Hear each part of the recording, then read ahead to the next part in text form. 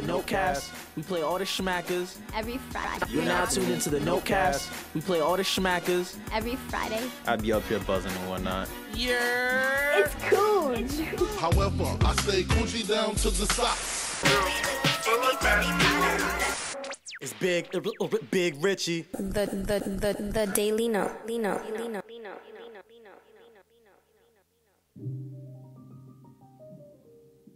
Yeah. Yeah.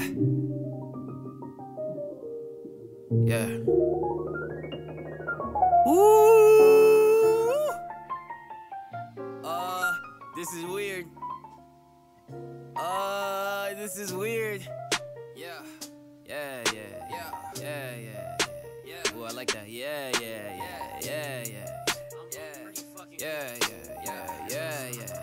Hey. Sorry for your loss. Look at what I bought. Paint like Bob Ross, but it's not a draw. When that coin gets tossed, I don't catch no else. Wish them well, nah. Fuck they blogs. They gon' have to catch up. I got too much sauce.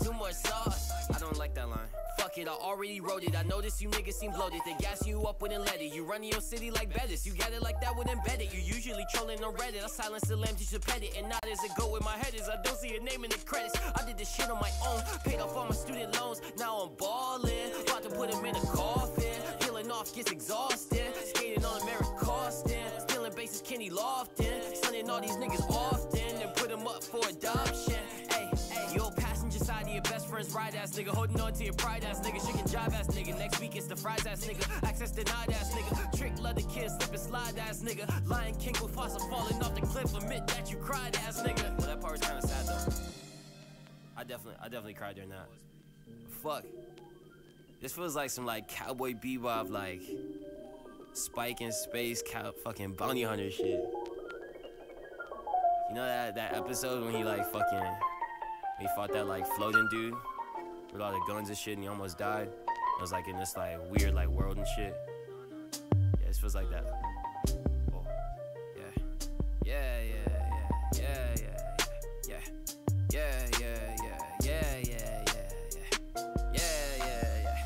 Etc. Swing on the track like I'm Federer. Look, I'm already ahead of you. You should accept that I'm better, bro. I ain't come weak with this shit since my ex-girlfriend Deborah. Since Miley Cyrus was Hanama, I keep it lit on Botanica. Got the spirit of an animal. Take a picture with your camera. I'ma last long, I got stamina. Y'all niggas stretching the truth like Luffy. My shit slaps, no koofy. Do it for the love like Lucy. Rock Stussy, got an independent bitch, no boozy. I don't got free time, but I got groupies. Let them choose me, frugally with the pussy. And the coochie, cool Keith with the booty. Yellow suits me, Bruce Lee with the loose leaf.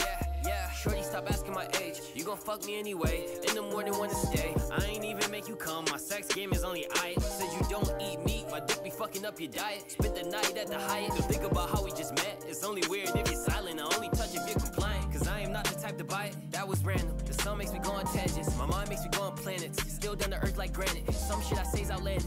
Only cause I've been to Atlantis. And y'all niggas ain't that deep. My price goes up with the beats. So y'all niggas ain't gon' sleep. If you restin', is rest in peace. Hey, pressing everybody. Hope your khakis got a crease. Damn, that was some like corny nigga outro shit. Fuck. This is weird now. I'ma just stop talking. Like that. Yeah. Yo. Planes, trains, automobiles, reeling the field. 5-course meal, champagne spill on the bill. Tipping the waitress, my dreams giving me chills. Why do I look at money as the answer to my ills? Relax yourself, let your conscience be free. You're now rolling with the niggas from EAST. I put the truth in my raps, which led to me signing CDs. Want a life so good if it gets sweeter, it's diabetes. Why do I pray for money instead of peace? Why do I wanna stun on my enemies? Why am I buying shit to impress people that I don't like, only to pay for secrets? Trying to look like I got it instead of me trying to keep it. The SLR, the GTO, the IRS, they peep it. Then it's repossessions, apologies and confessions. My conscience always been tested. Scratch it, I mean my faith is always gonna be this way till the day I meet my maker. until my bed is made. Willie been my brother since 7th grade, but started making music right when Gucci made Lemonade. My mind strays. Why do I want shallow bitches? The dimes leave when the times change. The life of trapping entertainers, rich and famous. Deposits happen now they family when last week they were strangers. The mirror celebrities painted, jewelry and sex. Free spirits it infested my brain with dreams of the best. New estates for the people I came with. Steak from the chef. Envy comes from the people that ain't us. We never spread the wealth that causes our people that hate us. At the same time they act like they the same people that made us. But ain't they? Yeah. Don't call me ignorant cause I want a chain or a foreign. Don't say I lack a brain cause I think certain shit is boring. They said I lack ambition but I'm about to be touring. So everything they saying I'm lacking I gain more in. Love when bitches lie to me, my ego just got to me. Admit I got lazy, forgot the bar was set high for me. I'm just dreaming though, till then I make these hoes deep throat. Pop that pussy for a young nigga on a speedboat. East chain. No.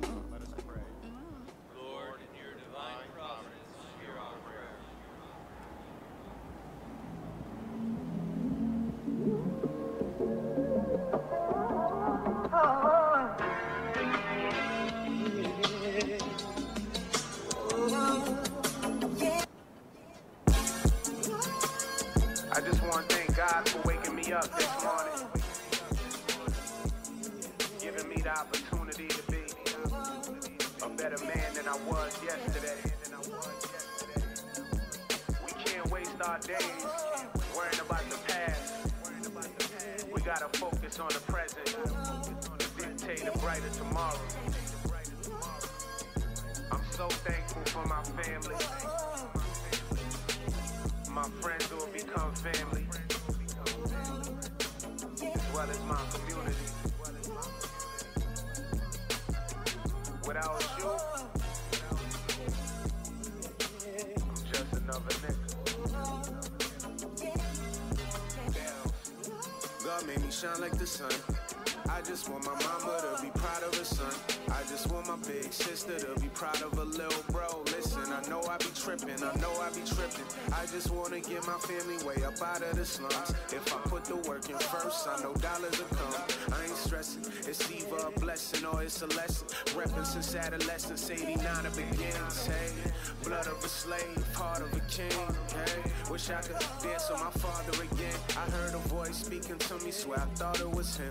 Calling to tell me that the strongest powers within was going crazy, now it's adding up. Maybe I'm a savage, but I never let these bloodsuckers take me out my character. A special type of nigga, special type of nigga. The man in the mirror is my only challenger.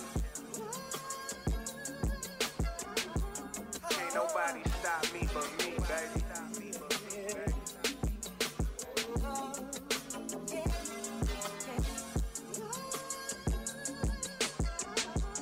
Even when it's me against the world.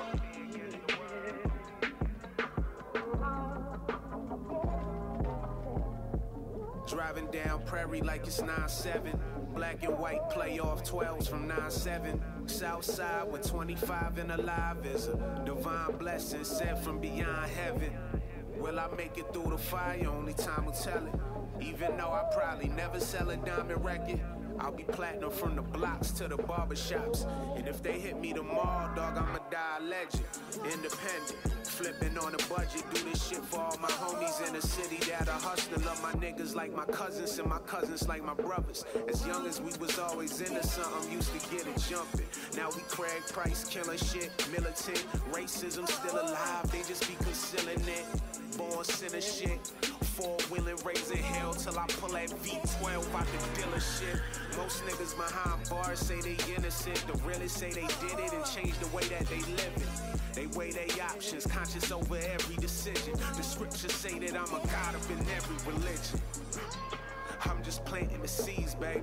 Count money, blowing trees by the ocean seas. Even though they label me crazy, whether heaven or hell, promise they gon' bury me in G, baby.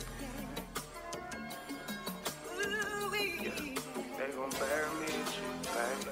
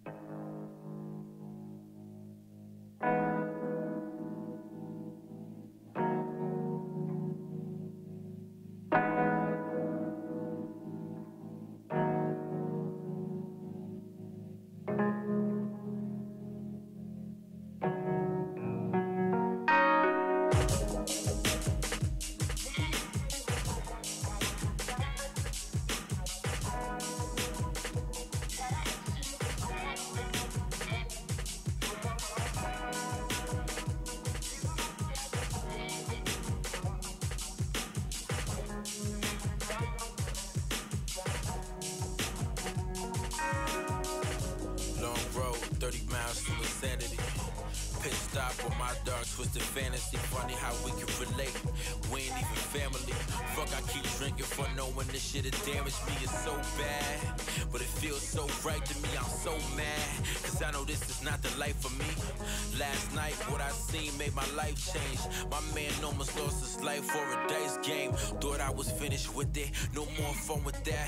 Thought I was walked done, but I kept on running back. We all reading a different book, still the same story. Go through the same struggle, strive for the same glory. Fuck with the same niggas, fuck with the same bitches. We want the same goals, we want the same riches. It's a cold world, pimp in the game vicious. I'm just working hard, trying to fulfill my mama's wishes. Dark days, probably some of the coldest nights. Getting tired of my pops working overnights. And everybody talking to me like it's my advice. And I just nod like, yeah, nigga, you probably right. It's 2 left feet trying to take all these righteous steps. Boarding these paper planes until no more flights is left. Can't bullshit 40 hours just so you can pay me. If I told you my dreams, you think I was crazy.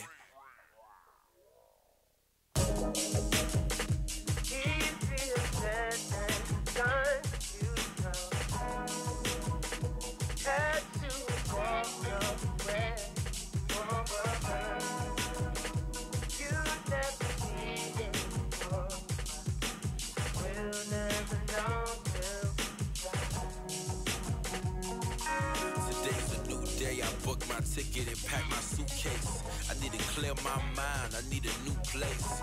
Claim pole position but need a new race. Such a lust for life but need a new taste. Crazy how this merry-go-round. See, I was the nigga that Mary called clown. Now I'm shining, look how easily Mary go down. Wasn't getting it then but I'm clearly getting it now. Hopscotching through time zones, diddy bopping through terminals. Ignored at the airport, they never ever heard of us. A few years later you see it's all worth it, cuz couldn't call or text you back. Sorry, I'm working, love. Shit, I got goals, things I need to achieve. Don't worry about what I'm doing, you just need to believe me. I was so far gone to the point nobody gets me. Scorn exes and flings, saying, hey, why you don't hit me? When emotions get involved, that's when it gets tricky. So I'm almost always working, now you can see why I'm busy. I couldn't get a kiss, now these bitches wanna tongue me down. They don't like me then, but I swear they all love me now. Gotta sing with the angels, gotta dance with the devil. When you seen how you wanna live, how the fuck could you settle? Foot on the gas, pedal to the metal. The faster they don't need you to Italiano, word of my hermanos, we be mobbing. We can't escape living or die, I need the flyest coffin. Inhale the reefer smoke, but niggas never hear me coughing. You with the bosses, I could tell that you don't do this often. The view is awesome, boy, the grill, let's call that dental flossing. Let's keep it instrumental, just be some instrumentals. I'm gonna have to bring that one back, to be honest with you.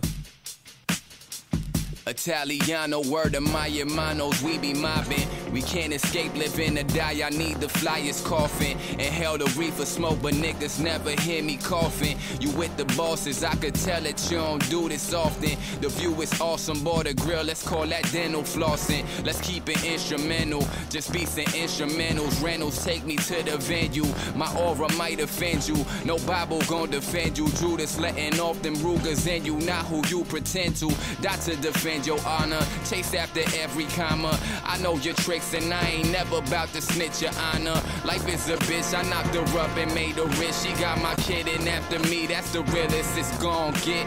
Pink vodka sauce, pasta living like a Rasta mobster. Bring the butter, hold the lobster, hold your temper. It'll cost you how to make it in America without the Rasta monster. Al Pacino with a chopper, but my suit is hella proper,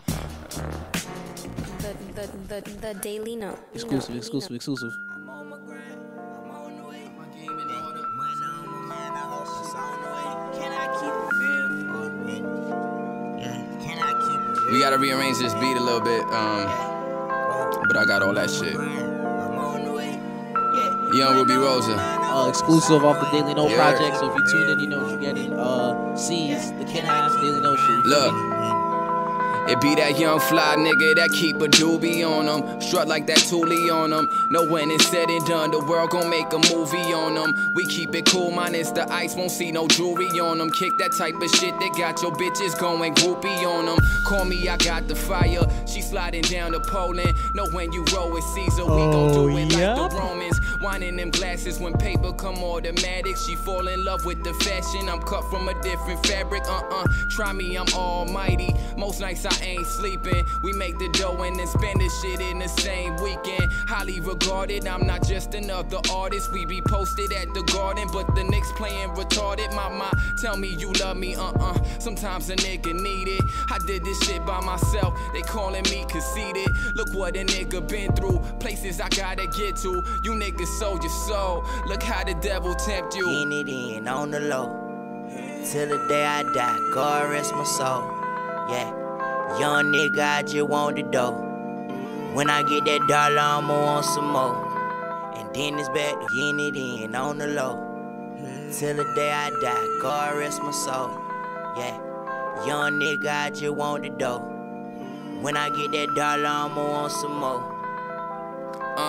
Pop out Dominicano, I got my game in order. Say I'm too cold with this shit, pray I don't have a daughter. Pray that your niggas and they don't switch up on ya. Go through that struggle, look how they give up on ya. She recognize a nigga, she double tap my pictures. I hit it for 2 hours, I drank a lot of liquor. I see my father like every time that I'm in the mirror. We living like we young, I pray that God forgive us. For now it's blunts and strippers, hit the dish, fuck the swishers. They tell me when the money calling, bro, you gotta pick up. Maybe I'm wildin', I'm from Rhode Island, I woke up fly as a bitch. You need a stylist, nigga. Tell me you love me, mama. Sometimes a nigga need it. My future's written in stars. Somehow I couldn't read it. Look what a nigga been through. Places we gotta get to. You niggas sold your soul. Look how the devil tempt you. In it in, on the low, till the day I die. God rest my soul. Yeah. I might not be drunk enough. Yeah. Bless up on these niggas, boy, don't tell me. I make sure that your bitch don't forgive me. I'm sipping on my drink until it's empty. You ain't gotta touch me, boy, I know you feel me. Boy, you feel me, and don't steal me. My nigga still deep, and I'm still G. Boy, I wish a nigga would like I'm Timmy. Lie under oath, y'all know I swear I ain't guilty. Take the shit off and bend it over, bitch, I'm P.C. Rest in peace to P.C. True nigga feel me. I'ma get rich, die trying like I'm 50. Bad boy did it, sippin' on 50. Sip it like muddy, treat it like bubbly. Man, I'm on the move, the kid feeling like Cuddy. I be with your bullet shot to tell me that she love me. She don't call me boo, she call me her little Cuddy buddy. Treat me like a husband, that the way she for me. Now let's shout the family, we ain't kissing cousins. Once that shot do damage, in the booth for trouble. When I'm in your function, I'm faded out the 40. I ain't with that fuck shit, gone with all that fussing. Huffin' puffin' cussin', I ain't even stunning. I ain't with that loud shit, when I'm off that brown shit. Don't come around with that shit, just turn around, bitch. Bless up on these niggas, boy, don't tell me. I make sure that your bitch don't forgive me. I'm sipping on my drink until it's empty. You ain't gotta touch me, boy, I know you feel me. Boy, you feel me, and don't steal me. My nigga still deep, and I'm still G. Boy, I wish a nigga would like I'm Timmy. Lie under oath, y'all know I swear I ain't guilty. Take the shit off and bend it over, bitch, I'm P.C. Rest in peace to P.C. True nigga feel me. I'ma get rich, die trying like I'm 50. Bad boy did it, sippin' on 50. Yeah, and I'm still sippin', Mike Jones still tippin'. Same niggas day one, yeah, they still with me. Even when I'm taking L's, but I'm still winning. Used to take what I wanted, probably how I still bitches. I love real bitches, I hate fake hoes. And I'm still making deposits when the bank closed. And I'm still taking shots like Draco. And I'm still making shots like I'm Clay Ho. And I still got a bad bitch in Clay Go. And I swear booty softer than some Play-Doh. And we gon' do whatever when I say. Speak the truth, no game, show to what I got to play for. Bless up on these niggas, boy, don't tell me. I make sure that your bitch don't forgive me. Need another nigga like me, it's unlikely, it's on guard. Dripping on them with the sauce, man, it's too spicy, it's on guard. Niggas wanna see me slow down, they be praying that I take a loss. You was never in my lane, you was on the sidewalk trying to cross. I remember way back, everybody brushed me off. Fast forward, now my shit play, and what they did is on pause. I don't wanna have a talk, no, we don't never got a link, yeah. I'm the captain of the ship now, stay in your boat till it sink. I need a bottle that's bottomless, I need a drink till I'm out of it. I need a chick that's anonymous, I need a whip like a rocket ship. Not a RAV4 tryna blast off, put some new stamps on my passport. Niggas two-faced with the mask off. How you speaking on me with a glass jaw? Not up for discussion, not up for discussion. Half these niggas need my style, if not they wouldn't function. My words $1 million, but your talk is cheap. I don't know these rappers nothing, print out my receipts, Meet another nigga like me, it's unlikely, it's on God. Dripping on them with the sauce, man, it's too spicy, it's on God. Meet another nigga like me, it's unlikely, it's on God. Dripping on them with the sauce, man, it's too spicy. The Daily Note. Other day, someone was like, "Yo, what's a mom's trousers? Why you name it track that?" I was like, "Bitch, listen to the joint. The fuck? Like, listen to the track. Like, it's obviously Daily Note records ever. Shout out to Lunch Busy one time. We like Trippy Ass Vegas sure. too. We like wearing drawers. I don't know. Honestly, I like the little milfs. You know what I mean? The one that wear the high waisted pants. Yeah, definitely. That's a good look. It's like a very underrated look. I want my main chick to be like Dame Sarah or some shit. I want my main chick to be Diane Keaton. Yeah. 45 and still kicking. That's lit. Let's go. I don't.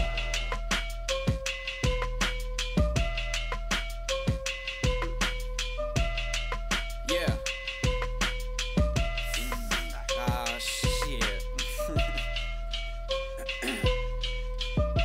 We up in this bitch. I don't know, whatever else rappers say these days. Puerto Rican mommies feed me while I'm staying in the city. All I need is a blunt and my shoulders rub, cause I ain't needy. She say she love my rhythms, she say she love my flow. She came out to my crib and fucked me 3 times in a row. Like, god damn, that pussy work. Hit it from the back and watch that fucking booty jerk. Oh yeah, B, I'm nasty, but if that pussy ashy, I'm chucking, do some checking out, I'm gone in a flash. See, you ain't never seen that flow, riding around trying to get that dough. Syllables, but I'm all emotional, go so hard on the microphone. Got 'em. They say that I'm a problem, cause they heard a couple raps and now I'm swagging out the coffin. Killing these rappers on the beats and the pen skill. Style is authentic, dog, it's evident I'm being real. Me, I'm making moves while these rappers at a standstill. Motivating lames every day, they should self-kill. That's real. You heard it from the source. Ask me if I'm going hard and bitch, I'm like a course. I keep my homies smoking, by my girl some like of course. I just got me some Nikes and I'm killing them for sure. Oh, that's real. You heard it from the source. Ask me if I'm going hard and bitch, I'm like a course. I keep my homies smoking, by my girl some Michael Kors. I just got me some Nikes and I'm killing them for sure. Stepping out the hoopty, pockets look like John Belushi. Smelling like Jamaican, system kicking, going stupid. And if the crowd is big enough, I might pull me a groupie. She shake it like a yoo-hoo and she smoking like a loose. Check it out. Beats, I kill 'em. Know it for a fact. Got these tattoos on my skin and my city all on my back. And Gracie just got out and so we bout to cop a sack. Not a 20 but an 80 in that cigarello rap. Kill 'em with kindness, I kill 'em with the throat. Fucking up they sinus when I'm smoking on this drought. That chicken looking nice and now she tryna ride this pole. Got my homies by my side and my chickens in a row. Eeny, meeny, miny, mo, she just painted her toes. Cutie with a booty and she looking like a centerfold. 808's kicking in my system while I switch lanes. One-handed on the wheel, smoking while I get brain. That's real. You heard it from the source. Ask me if I'm going hard and bitch, I'm like a course. I keep my homies smoking, by my girl some Michael Kors. I just got me some Nikes and I'm killing them for sure. Oh, that's real. You heard it from the source. Ask me if I'm going hard and bitch, I'm like a course. I keep my homies smoking, by my girl some Michael Kors. I just got me some Nikes and I'm killing them for sure.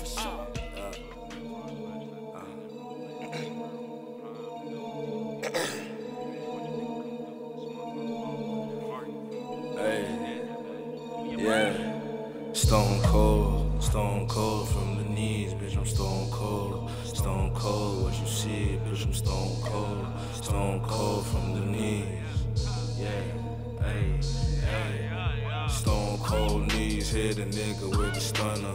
Bitch, I been the champ, you looking at him, there's no other. Stone cold knees, hit a nigga with the stunner. Bitch, I been the champ, you looking at him, there's no other. Okay, stone cold knees, hit a nigga with the stunner. Bitch, I been the champ, you looking at him, there's no other. Stone cold knees, hit a nigga with the stunner.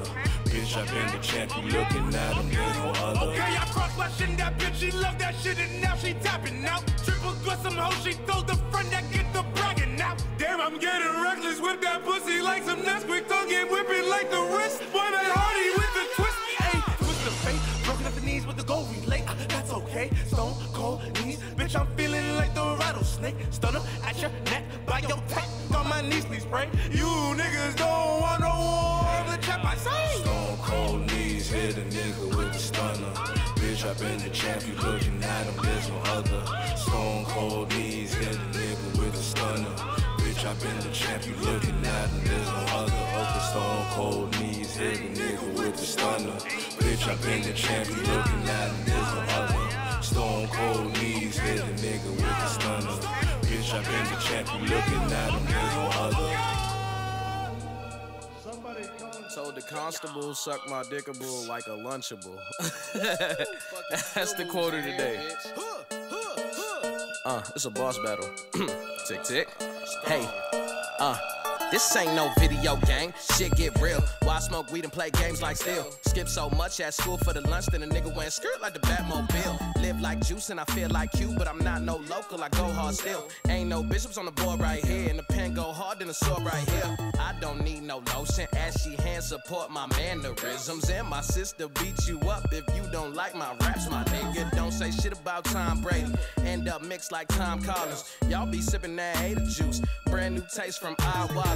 Imagine an awkward godfather in your house trying to fuck on your mom's mama. Rap niggas dressed like hard crackers, nigga. I'm trying to live like a strong farmer. Ralph with a goat on his back, don't you dare disrespect. I'm the son of a shepherd. Make a bitch go dumb, put the sugar on top, put my dick in the ear, Def Leppard. Don't act like this is new. Smokey in a pigeon coop. Why you smoking angel dust? You supposed to check the blunt. Having an erection sucks when teachers try to test you, huh? I should just go fuck her once. Back to class after lunch. Touche, Toure got jokes. This knockout might can hit them folks. I'm not the type to get them jokes. You stare too long, come get this roast. Like, boy, you look like old in the face ass Ivan Ooze with them famous footwear shoes. Oh, what are those head This ain't no video game. Hey, yeah, hey, tick, tick, tick. This ain't no video game. Nigga, yeah, this ain't no video game. Tick, tick, tick. This ain't no video game. Hey, tick, tick. This ain't no bad boy like Diddy. Harlem shaking through the pressure. Know a girl named Vanessa. Her ass bigger than my header. She work at CVS. When she hit us, hope she feels special. But she'll never let me get her. Till I'm Soulja Boy, let me get him. Shoot. This ain't no video game. First person, I'm in last place. When a chip, you poppin' mad ace. We at the bar with the sad face. Sold out, went Hollywood, but I'm on the bus with the crack J's. And just cause I won't answer my phone when you call for a favor, I'm mad. This ain't no video game. Yeah. Tick, tick, tick, tick.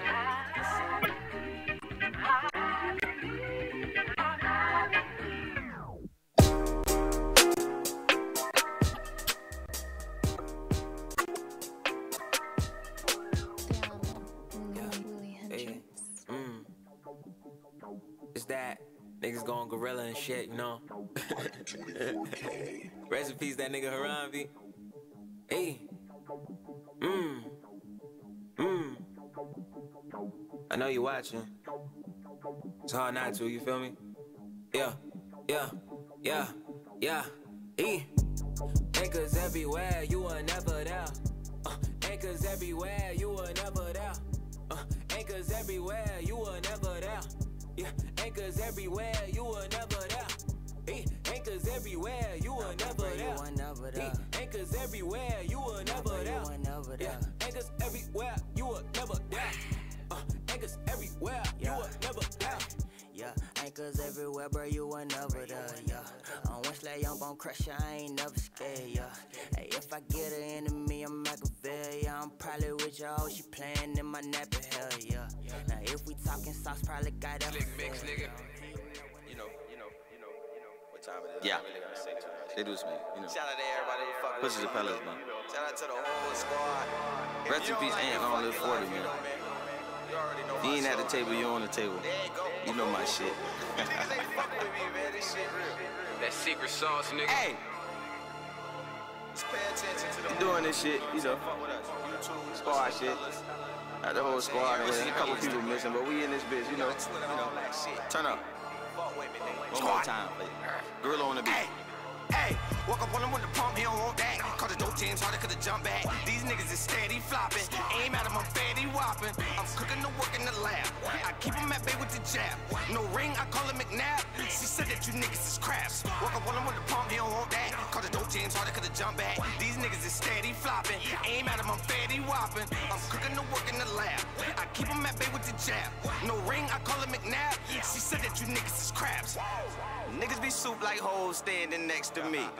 Praying and wishing that they bitch don't get a text from me. And I bought her Honeywoods, her favorite color, yellow. And she asked me why I rap, and this what I'ma tell her. I'm trying to pull up in lax, yeah, I'ma be in all black. Picking which weed I'ma grab, looking for something to stab. Better than calling a cab, Texas they call it a slab. Hit the folks and do my dab, hit the folks and do my dab.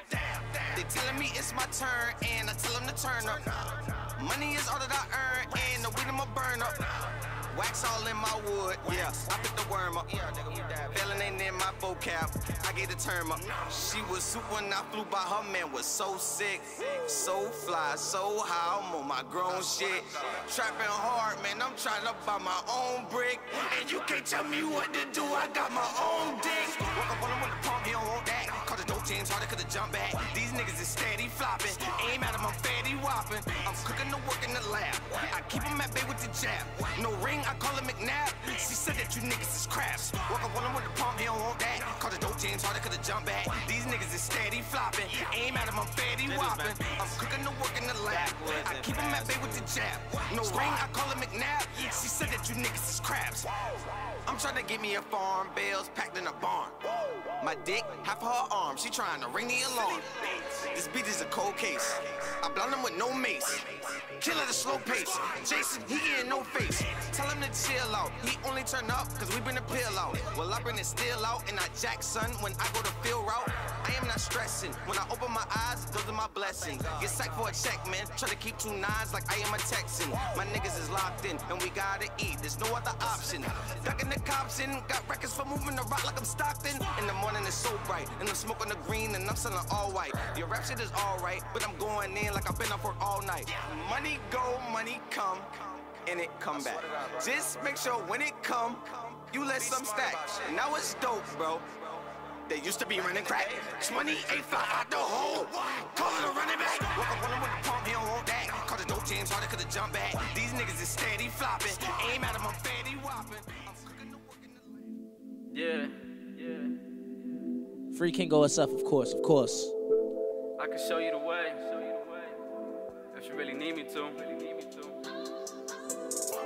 You know we all tryna shine, we all tryna eat. But ain't nobody tryna get their money right first. And that's rule number 1. Never forget it. Lord.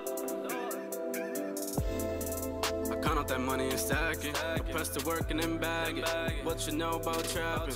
Folks go adult classes, still learn mathematics. Young nigga learn how to stack it. I count up that money and stack it. I count up that money and stack it. I count up that money and stack it. I press to work and then bag it. What you know about trapping? Folks go adult classes, still learn mathematics. Young nigga learn how to stack it. I count up that money and stack it. Count it up. Back then I was dub. Now these bitches showing love. Where was y'all when I was young? Where was y'all when I ain't had shit? Now them honeys sitting in my mattress.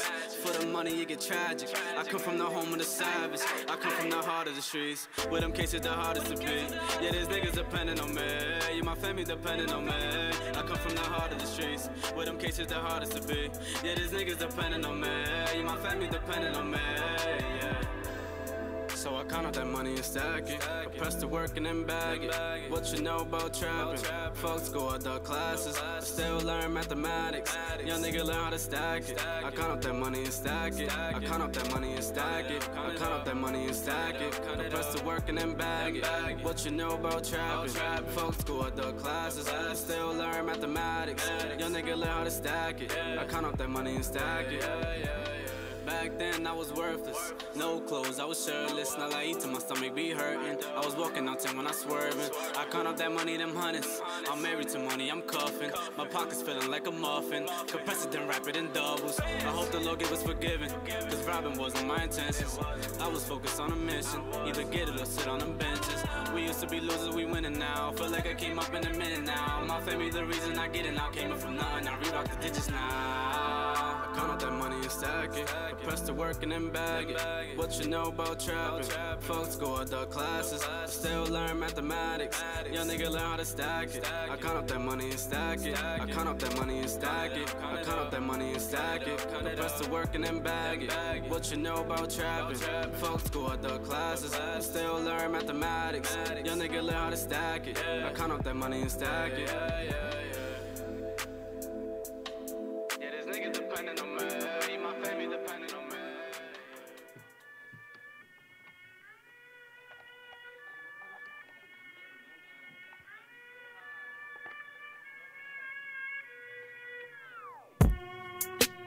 On the wave, it's only us. Only us. At the top, it's only us. Only us. All you niggas know we up. They know we up. All you bitches know what's up. Running through the bands, oh my. Running through the check, oh my. Running through your bitch, oh my. Running through the list, oh my. I hopped up off the stage like, oh my. I've been with this shit my whole life. All my niggas ride it for life. Pull up on you.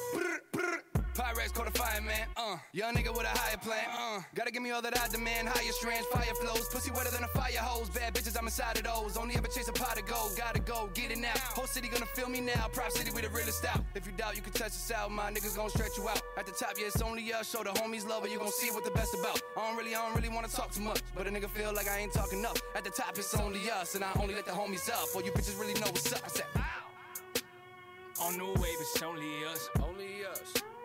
At the top, it's only us. Only us. All you niggas know we up. They know we up. All you bitches know what's up. Running through the bands, oh my.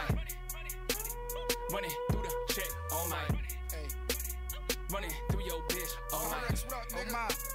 Running through the list, oh my. No lie, I get them bands, you know what's up. Hit the club and throw it up. Rock my chain and hold it up. To find a better baller, gonna have to call Curry up. I'm just a young Brownsville nigga and I'm blowing up. I came through, brought a flame through, and remain true. I heard you was hating on a nigga, I don't blame you. No matter where I'm at, I'm always with the same crew. And some bad bitches doing shit that you can't do. If I'm improv, probably with my nigga Lex and a couple big dogs. I ain't talking about no pets, man, I'm talking about them G's. I have them on your neck, they'll shoot you out your tees. I just gotta send a text and they blazing. We are made men, it's amazing how I'm in the game. I was trapping in the gazing. Pussies throwing shots, but it's nothing, they don't phase him. Can't get your own, better jump on his wave then. Sleet up. On the wave, it's only us. Only us. At the top, it's only us. Only us. All you niggas know we up. They know we up. All you bitches know what's up. Running through the bands, oh my. Running through the check, oh my. Running through your bitch, oh my. Running through the list, oh my. The Daily Note. You're now tuned into the Notecast. We play all the schmackers Every Friday. I'd be up here buzzing and whatnot. Yeah. It's cool. However, I stay Gucci down to the socks. It's Big Richie. The Daily Note. Yo. Yo. Here. What up, peoples? What up? Week 2 of the Notecast. You It is feel week me? 2. It's a very nice week to Yeah. be alive, too, isn't it? Yeah, you know, I think it's always good to be alive. You That's know what I very mean? true. I try to aim for that every day. Positivity and all You know that. what I mean? Yeah. Word. Yeah. How was everyone's week? I feel like we should start with some some recaps of our week. You know, let the people get to know us a little bit. Well, I had a phenomenal week, as you know, you may have guessed by the Grizzlies won the final. They're in the playoffs. So Oh yeah, so first I had a phenomenal week. You know. First and foremost, congratulations to Louie the B and all the Philly fans out there.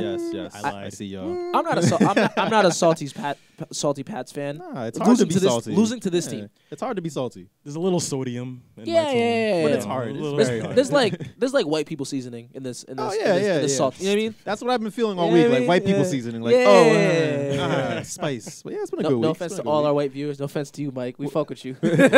We'll get more into it. But yeah, so your team won. Yeah. What are some highlights to Louie's week? You know, I'm alive.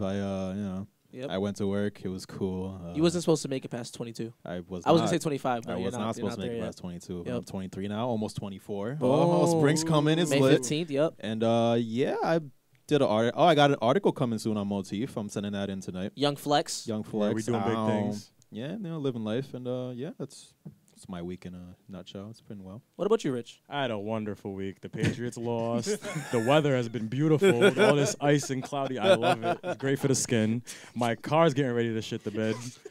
And, you know, I couldn't ask for much better. Like, I love it. I'm just I'm glad I woke up and I'm breathing. Oh, shit, I don't know with the way this week's going. Yeah. And, yeah. That's it. Well, damn. Things will get better, and you know, it's part of adulting, I guess. R.I.P. my car, yo. R.I.P. your Most car. loyal woman I've ever had. Yeah, we were in it just now. It was going. It's Yeah. going, but like a nigga know, like it's on its way out. A car owner knows when its car is like going. For like, sure. It's like a sad like 2-3 month decline. It's just like A damn. lot of memories in there.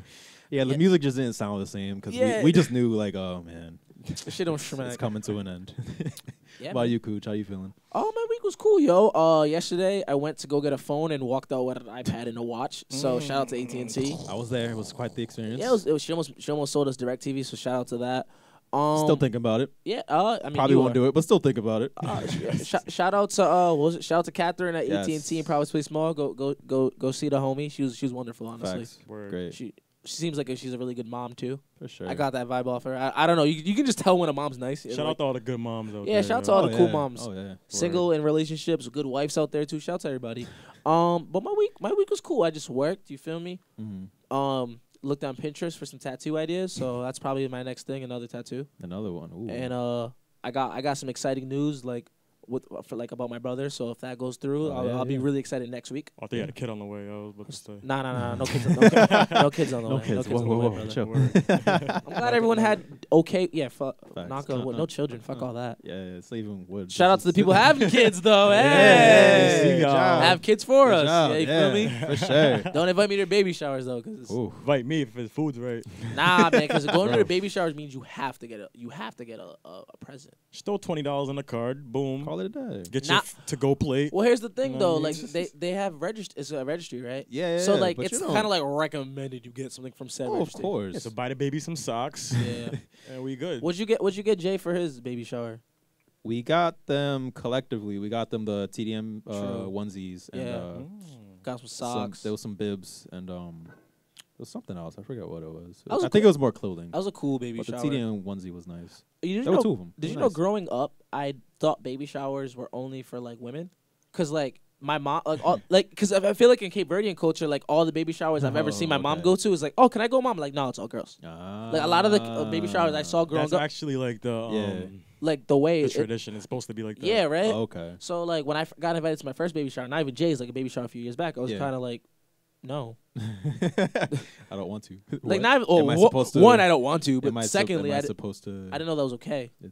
Should I? Is pull this up gender breaking? alone? Can I bring a date? Yeah, there's also I feel like with wedding invites there and a like plus baby shower invites, like what are the rules? Like are there plus I don't know. ones? Can I bring my nigga? Can I write the gang? Like what can we do? I don't think you could. I think it's rude to bring people uninvited because then they're gonna eat for free. Yeah, so you got to ask, right? Or do people Definitely usually put ask, post or at plus least ones? if you're gonna bring someone, me, I don't show up empty-handed. Like, Yeah, for if sure. I wasn't invited, I'm showing up with some money at least. Oh yeah, you should. If you go, I personally I try not to go to events because I don't want to spend money. Yeah. But if I'm going, I'm pulling up with a nice gift for sure. but I'd rather not go. I feel that. Hey, honestly, my homebody self is very for the not going side. So you know, I feel if you got some lasagna, some ribs, your boy's in there. That's all I'm saying. And you get drunk too. You know what's an underrated combination? What? Lasagna or rice combination. Like, have you had lasagna with rice? I feel like that's a very I feel lasagna is very underrated. I love carbs. But I feel like you feel carbs on carbs. Like when I mentioned I like lasagna a lot, people are always just kind of like, oh, they look at me weird. Like I feel like lasagna is like high key very underrated. Only certain people can make it right though, because there be some True. watery lasagna That's with very barely true. no meat in it. But I feel like you can know apply what I that. mean? You can apply it to mac and cheese. You can apply it to mashed potatoes. Because yeah, I've had mashed potatoes for I've had sure. some trash mashed potatoes. No facts. Thanksgiving 03, we went to Ethan's. 03. Yo, because it was bad, bro. He's traumatized. We went to Ethan's side of the family for Thanksgiving, and yo, their mashed potatoes was not it, B. Oh, it was like man. watery and had like things in it, but like it man. was. So I feel like all food is like, for example, like I don't really like a chupa, but like certain people make a you chupa. bugging. You know I don't like a chupa like that. I understand. But like certain people make it better than others. Therefore, like if my Naturally. mom makes it, I'll eat it because it's tolerable to me. I'm just not the biggest fan. It's not. I don't think it's bad. I just don't like it. Feel you. My mom makes all of that well. Shout out to you, Mom. Your mom makes incredible lasagna. She does. Your mom makes incredible. Why do you think I'm still living at home? Yo, I'd be home too. I feel you. Did you see that tweet? It was like, when people judge me for being 22 and living with my mom, that's like, whose parents' house am I supposed to live at? Like, yo, it's just so much better. Like, why? Nigga, Where am I going? I can't front my last 3 trips out to like Miami to visit my mother. She's always just kind of like, why don't you like transfer and go to school out here and like live with me? And I'm always just kind of like, you know, why don't I? wow. Because Florida's trash. Well, Nick, I can't. My mom can live in Ohio if she's offering me free everything to live with her and she's gonna feed me. I think about it. What if it's in Cleveland?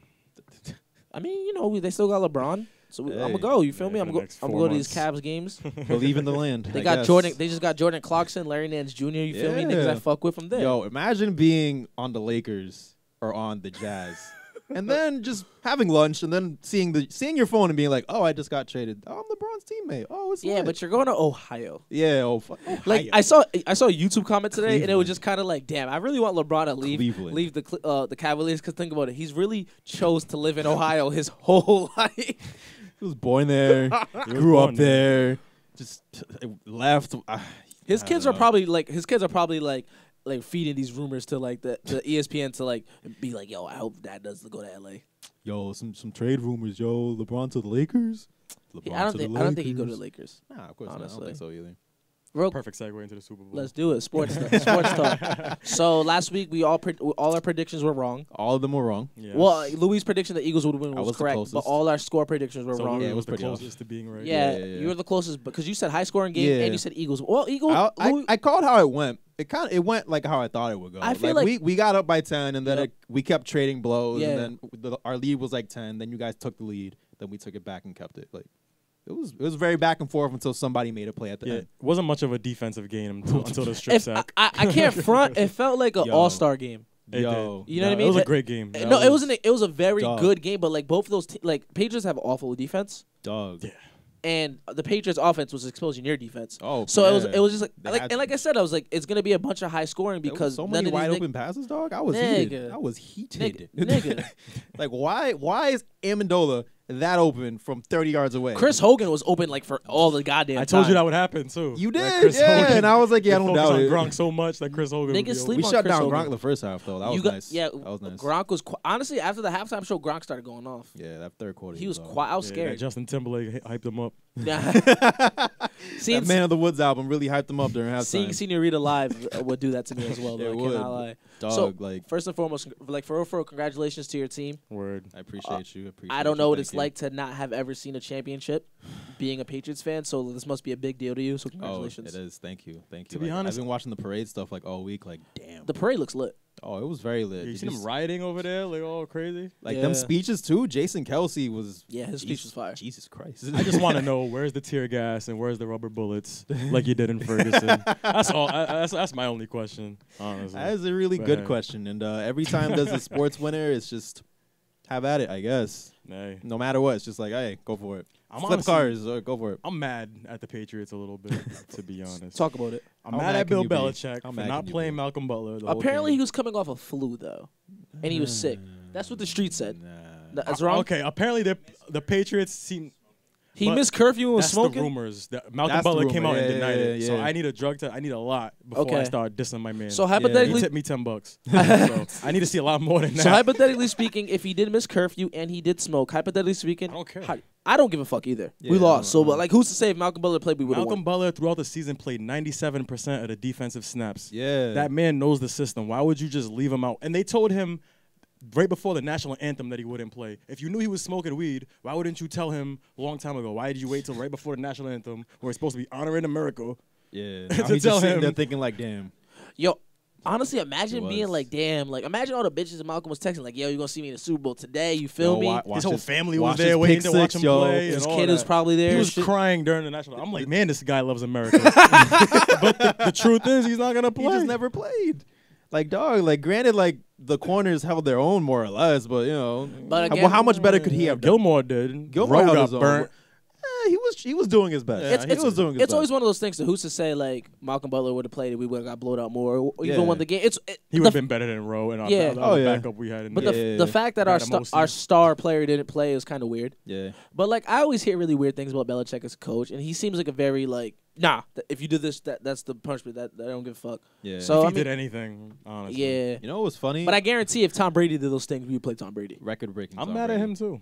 What are you mad at? I'm mad at him for the whole Garoppolo thing. That's what I'm mad at him for. Oh, okay. To be honest, I I thought you love meant the Tom. game. I'm like, I what? love the Patriots, but what he did was a bitch move. What he? Him getting honest. Jimmy G traded? Going to call Kraft, like, can you trade him? He's too nice. He's gonna take my spot. Is that what happened for real? Yeah, that's what happened, and I think that's whack. We don't have a future quarterback. So Brady is the reason Jimmy G got traded. Yes, I didn't know that. He told Robert Kraft, "Yo, get his ass out of here, so that I can play longer."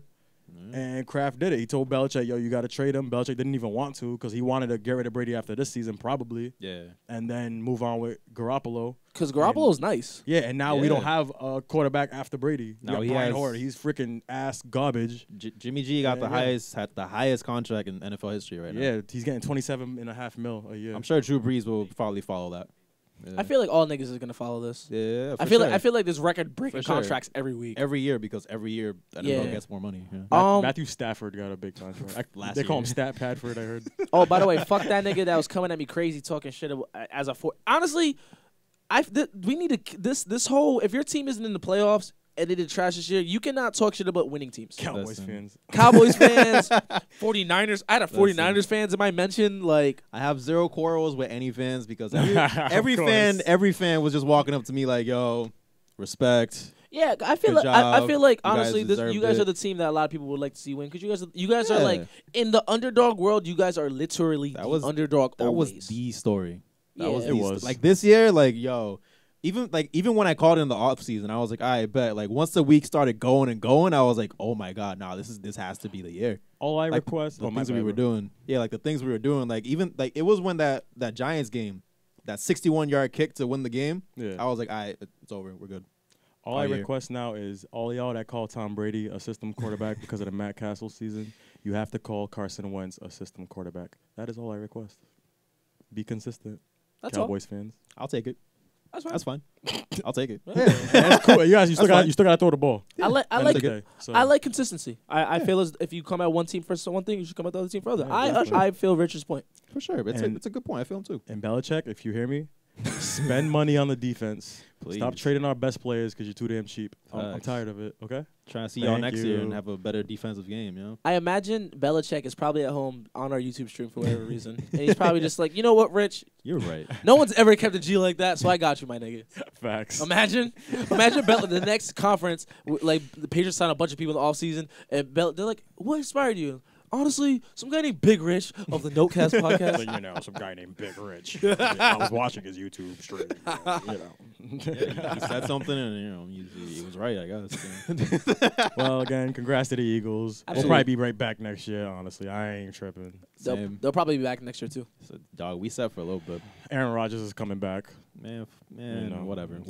After the season, they just did like I don't know, like they're looking likely to go again. They're locking up a lot of the same players. Yeah, that are coming back. I think only Jason Peters isn't locked up. But it's every other starter is like Yeah, locked up. you're like whole divisions. The NFC's always someone new every year, That's and fair, then that's AFC's fair. always Patriots. That's fair. That's true. Sometimes Steelers. Sometimes, you know. Sometimes Steelers. So it's a lot more competitive. That's the only reason. But Eagles are primed to go right back. So for I'll sure. give them that. For sure. And I feel like you guys will do some good off-season things too. I feel like now, like you guys have always been like a prime destination. A lot of players like signing to the Eagles. So now that you guys just won, niggas are probably like, all right. Listen, I kind of always wanted to wear the jerseys. Now, like these niggas is winning. all I'm just gonna like how every nigga wants to go to Patriots. Yeah, essentially. Yeah, I mean, now we're them again. You know what really sucks? What? The one time Philadelphia wins a Super Bowl, Meek Mill can't watch it. He gave a statement. What was the statement? The statement was how rolling on my wrist. How proud he was and how he wished he could. the whole team rollies in a wraith. Nah, he was just proud of the team and how as he should. How he wishes he could have been out, but when he gets out and all that, he's just proud of because he's friends with some of the players naturally. Yeah, of course. So he's just proud of it. I feel like all of the Philly teams fuck with other Philly teams. Like 76ers are always showing love to the Eagles and vice versa. Was in the building a lot of times. Yeah, in the playoffs. So shout out to all of Philly, and shout out to the fact that Philly's basketball team is looking good. Yeah, too. Maybe. You mean they make the playoffs? That wouldn't be bad. They just need some shooters. Yeah, but like, damn, like think about their whole team is just a bunch of like Young. Their GM needs to be talked about a lot more because he's really just building that team shirt from picks. Yeah, like my problem with that, he's obviously you spent 4 years tanking. Like, yeah, I don't respect that. I mean, you played the game, but his team's also been awful. It's not like they tanked on purpose. It's not the same GM, but no, they did tank on purpose. Like they got in trouble for that. After but that old GM, what's his name? They were tanking for 4 years straight just to stockpile on picks, forcing their fans to go watch that crap. Hey, man. And that's it. And the new GM drafted Markelle Fultz, who's garbage. Man. Who's out for the season, by the way? Now he's officially out for the season. Oh, where he can't shoot. I can shoot better than him. Yeah, for real. That shoulder is just not. No, yo, you know what's crazy? Yeah, they traded for that pick. Yeah, that's not talked about enough. Remember, they had the number 3 pick, what ends up being Jason Tatum. Yeah, Celtics had number 1. Yes. Forever, I was like, they should have just kept the number 3 pick. Yeah, why not? Because number 2, 3, 4, and 4 are usually better than number 1. Like every time. Except for Kyrie. But when Kyrie got drafted like 7 years ago. Yeah, that's true. You know what I mean? And Joel Embiid is probably the last really good number 1 pick. Yeah. He'll be a good one. Because and Ben Simmons. Yeah. He was number 1? Yeah. Okay. Yeah. But you know what I'm saying? But like Sixers got number 1 a few years. Yeah. Yeah, but like think about imagine if they didn't trade. Because what did they trade to get that number 1 pick? No. What did they traded something to the Celtics besides like that pick? They could have got Jason Tatum. They could have. I'm sure I'm sure they're just watching the nigga like ball out like wow. But they got Ben Simmons, so how mad can they be? Facts. Yeah. So speaking of the Super Bowl, there was a halftime show. There was a halftime show, and the performer at said halftime show was Justin Timberlake. How do we feel about the halftime show? Want to go first? You can go first. All right. Well, one thing that was very interesting a few things that were very interesting about the halftime show was it seemed like the crowd really wasn't lit. Like JT had like this little fake crowd in the front that was probably like paid to act all hype. I don't think it's a fake crowd. I think it's like his choreographers. Because they're all like dancing in motion. Oh, yeah, and then moving out the way. But you see like people throwing their hands up, like it looked like a crowd. Yeah, but like I'm sure they're like extras, like paid extras. Okay, and I'm seeing people that were at the Super Bowl, they recorded video of the rest of the crowd. Everyone was dead. Yeah. And I was just like, wow, do we not care about JT anymore? Like, what's the deal? Apparently not, I guess. So that was interesting. Also, his whole Prince tribute thing, which is a topic of discussion and it's controversial. That's what we're here to talk about. Yeah. Apparently, Prince didn't even like him. They didn't like each other. Yeah, they didn't like each other. They had beef. Supposedly there was rumors that he wanted to do a hologram, which is something Prince spoke against when he was alive. Yep. Yeah. You know, so if they were beefing, I understand it's in Minnesota and you want to take that time to tribute to Prince or whatever. Yeah. But it's like, if the guy didn't like you, why are you gonna use his? Yeah, and you didn't like him. Yeah, so why are you gonna be fake and try to use his image to promote your performance? You know what I mean? I found that really whack, and like people are coming at JT for that, and I think it's fair. Because essentially that was the highlight. Yeah, that's probably why they weren't feeling it at first. Like it was a good amount of like general like I don't like this. Don't let that happen. Yeah. And then the tribute happened, and it's like, oh, okay. So, cool. I don't know if anyone who's tuning in knows this, but I'm a really big Justin Timberlake fan. Yeah. Like his first 2 albums are like classics to me. Phenomenal. 2020 The first Experience one. Part 1, Yep. incredible. Part 2, Part not all two's- that great, yeah, but whatever. I don't really like double disc albums. Yeah. But It's hit or miss. as far as like the performance goes, excluding the Prince tribute, which I actually enjoyed the Prince tribute. Like, as far like it was tasteful. without For what it was, well, right? yeah. If we took away them not liking each other and the whole thing, I like the tribute because I think it's always cool when artists pay homage. It's like when they pay homage to legends, because I've noticed in our genre of hip hop, a lot of our current artists don't pay homage. Yeah. So anytime an artist pays homage to a legend, I like it. Wait, is JT hip hop? I'm saying as a guy in who the likes culture hip hop. general. Yeah, okay. I'm saying as a guy who likes hip hop in my genre, niggas don't pay homage enough. So I like seeing other people pay homage. Yeah. I'm just a fan of that. Yeah. So the performance itself was good. Yeah, it was a good It performance. was he went through the classics. I was kind of worried he'd do his new shit. You know what I mean? Oh Lord. He went through all the classics. He did Senorita. He Like did. I can't complain. It was a nice medley. Yeah. I wish he sang more. Like it was definitely a lot of like walking And movements and and pizzazz and a lot of like hi, I'm Justin Timberlake. It sounds like America's Best Dance Crew. Yeah, like, like, the first few weeks, like of America's Best Dance Crew, there's a lot of like crews just like kind of like, all right, dance, dance, dance, walk, walk, This walk, is what I do. pose, Yeah. walk, pose, dance, walk, walk, walk. Can I make a quick point too? Yeah, sure. Yeah. A little random, but also on topic. Mhm. A lot of artists bite Sierra. And this is gonna sound random, but I saw on Twitter like there's this video. There's a part of JT's performance where he's like kicking the mic stand around and it's spinning and all that. He took that from a Sierra video. I'm sure Sierra. And the whole like a boy thing. And there's a lot of artists take a lot of cues from her. And like we like to probably clown her for reasons, but I'm sure I Sierra think was the at some first point- person to kick with Michael Orange. Nah, but like the way it was the same thing. Like when you watched both the videos, and it was like you could tell It's pretty probably got cool. that from there. Nah, I'm just saying though, like I feel like maybe it might be time that we give that girl a little more credit than we do. Yo, you already 'Cause know a why lot we of don't give her artists seem to credit. Take cues from her. You know why we don't give her credit, my nigga? Because she tried to come at the Beehive, and we don't fuck with that. Ask Carrie Hilson what happened when he came at the Beehive. Let's be And- real. Beyonce Fine bit Carrie her. Hilson, yes. Let's keep it 100. and she- Beyonce copied like a boy. And Let's be she real. came at Rihanna, so that's why we clown her. Oh, did she? You didn't know about the Rihanna Sierra Oh beef? God, yeah. What happened? It was brief. What happened? As I talk these points, look up Sierra and Rihanna. Rihanna is the funniest person in the world. It was very brief, but Rihanna handled that. Yeah, Quickly. very Very quickly. She But, was like, nah. But I enjoyed the performance. Yeah, So yeah. getting to the important part, two things. I don't like this whole narrative prior to the Prince thing that like we don't. I don't know when this happened. But, like, when did people start not liking Justin Timberlake? Yeah, it's new. Like to this me. is news to me too. Yeah, like I wow. thought we all like When- I thought he was invited to the cookout. No. I don't like the invited to the cookout narrative. Personally, you know how that think goes. the But like Prince I thought thing- that was the general. Like, No, but I feel like even a lot of people prior to him performing, before the news came out that he might do the Prince thing, a lot of people were like, why the fuck did he go Justin Timberlake? I saw a lot of negative Justin Timberlake and stuff, and I didn't understand that because like when he did the Grammys a few years ago and like he did Suit and Tie and we came Yeah, back, like- everyone was like, oh my God, Justin like, Timberlake, the God's my back. God. So like, did I miss something? Did he do something else that pissed people off? Yeah, So that was one that's thing a that was good weird. point. I feel like he's been like just chilling on his own Yeah, vibe. I he's didn't know. coasting. Yeah. But I've noticed a lot of people don't really fuck with him. But my question is it because like culture vulture shit? He is a white artist who profits off black That's fair. music That's essentially. fair, yeah. But he But works with a lot of black artists. So my question and is at what point? He's also inspired by a lot of black artists. Yeah, too, his so Prince, Michael Jackson, like he's literally a Michael Jackson fanatic. Yeah. So my question is, at what point is it not a culture appropriation as a white artist? Is Eminem culture appropriating? He's as hip hop. He's probably more hip hop than a lot of people. I think paying homage and Yeah. acknowledging where you got your shit from is the main thing to cultural. But honestly, when it comes to cultural appropriation, like when Kim K wears braids, I don't care. Like that's I don't just either. me. I don't give a fuck. Personally, cares I either? understand like how people get mad. Like for example, she switched the name of what the braids are actually called, and you're kind of making it seem like it's an invention by Europeans or whatever. Yeah. But like, I don't. I mean, but like I feel like this there's. doesn't resonate with me. I feel like that doesn't bother me because what if a black girl got braids and she called it something else? People just call things different things. Like what do I call this? What do you call this haircut? Exactly. Like some girls will call this the I cheat and play soccer haircut, but there's a real name to it, but no one's. You know what I mean? Like I don't give a shit fuck about things like that. I feel like I it's think more Post so- Malone's a Yeah. culture Oh, appropriation. definitely. It's You more feel- so of the branding of it. Like Yeah. when you start to take it in as your own and be like, I did this. This Yeah, is me. yeah, Look yeah, what I yeah. did, and just brand it as your own thing. I think that's the appropriation of it, not giving the credit and not paying homage. So I feel like which is Justin Timberlake. I feel like ever since like the internet got a lot more sensitive, Justin Timberlake has been one of the artists who've become like we don't fuck with him because he culture appropriates. That's what I feel like. That's where I feel like this transition starts. Yeah.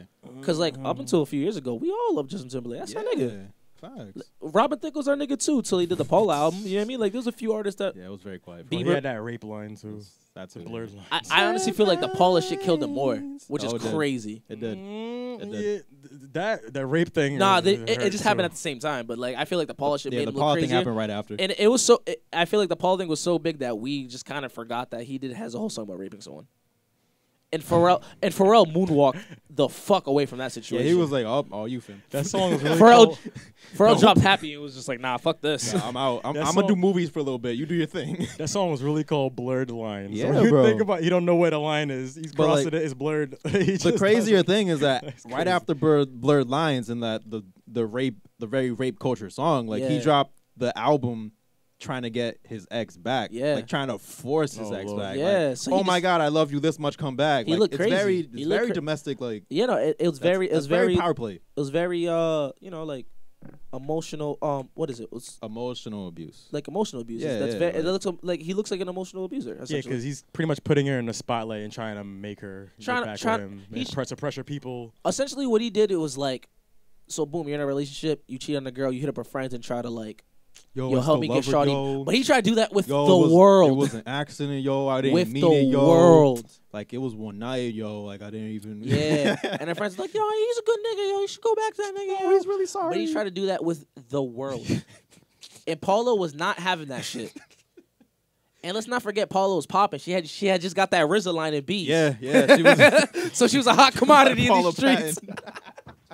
Nah, yeah, we were on that Paula wave for a little bit, and yeah, she just said nah, and stuck to it. But bringing it back to JT. So I enjoyed this performance. So fast forward to the Prince thing. The second it happened, I remember being like, oh, this is cool. Yeah, Like, I was happy. I was happy it was a hologram. Fast forward a day later, because it's the internet, and the internet like finds ways to make you care about things. Yep. It comes up that during his sexy back run, him and Prince were throwing.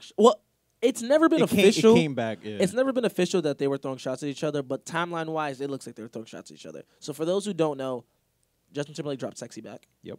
This is when he comes back from the Janet Jackson Super Bowl thing. Like he's back. Like again at the Super Bowl, way back when. And he rebrands himself. He's the much older, mature. I'm an adult Justin Timberlake. He dropped "Sexy" back, an incredible record. Facts. So Prince, fast forward, Prince makes a comment like "Sexy never left." So I don't know who's saying they brought it back. What sounds like a Justin Timberlake diss. Yeah. And Prince is a little shot. Prince throws shade. That's his shit. Like he throws shade like a motherfucker. So I don't like. He's probably. I feel like me looking at it, it looked like, hey, like I'm just letting you niggas know "Sexy" never left. I don't think he was dissing Justin Timberlake. Nah. I think that was more like, hey, this shit never. Like if I was like, I'm bringing real hip hop back, and Karis One was like, it never left. It never left. I think he's dissing me, but he's a little of both. It's a little of both. Yeah. So fast forward. Do you guys remember that song? It was Timbaland, Justin Timberlake, and Kelly Rowland. Nelly Furtado. Nah, fam. Nope. Let me get it. Actually. Nah, I saw you. I don't remember so boom, when it happened though. It's the "Give It to Me" record. Yeah. Give it to me. Give it to me. The only Nelly Furtado song I can remember is "I'll fly like a bird." That's only the only. You know "Promiscuous" too. Yeah, you definitely know. I do know "Promiscuous." So boom, on that song, Justin Timberlake throws a shot like. He basically was like, we was at the VH. He was at some award show. We ain't see you there. Yeah. If sexy never left, why is everyone on my shit? Following the Prince comments. Yes. That's their beef. Yes, that's R&B beef is mad funny. Also, and then I guess there was another time he was hosting at an award show and he accepted the award for Prince and threw shade at Prince at the same time. He basically you know how Prince is like really short. Don't do that. You know how Prince is really short and Justin Timberlake's really tall. He like basically so Prince wasn't there. No one knew Prince wasn't there. Yeah, so he was just kind of there like, hey, Prince wins, waiting for Prince to come on. Like, okay. So what he did was he made himself shorter. Like he like accepting it as Prince, like, all right. Yeah. Oh no, you don't do that. Yeah, it was a very not funny joke. Yeah. So that's their beef. But again, so Twitter was like, why would he, like, show him love? This is also like 10 years ago. So who's to say they never patched things up? Like who's to say? Like I don't. So but if that's the last time they've ever came across each other, and Justin Timberlake still did this memorial thing, knowing that Twitter wouldn't fuck with it, and no black people were like, no. Yeah. Then that's a problem. Yeah, maybe Janet Jackson has a little to do with it too. I saw a lot of people seem to have an issue that she wasn't performing, but she didn't want to. So I don't really. Performed at the first. Well, it's cause a lot of people wanted him to bring her out and have a good. But like, I don't really. This is also like 12 years. Like, what can they do? Reenact their performance?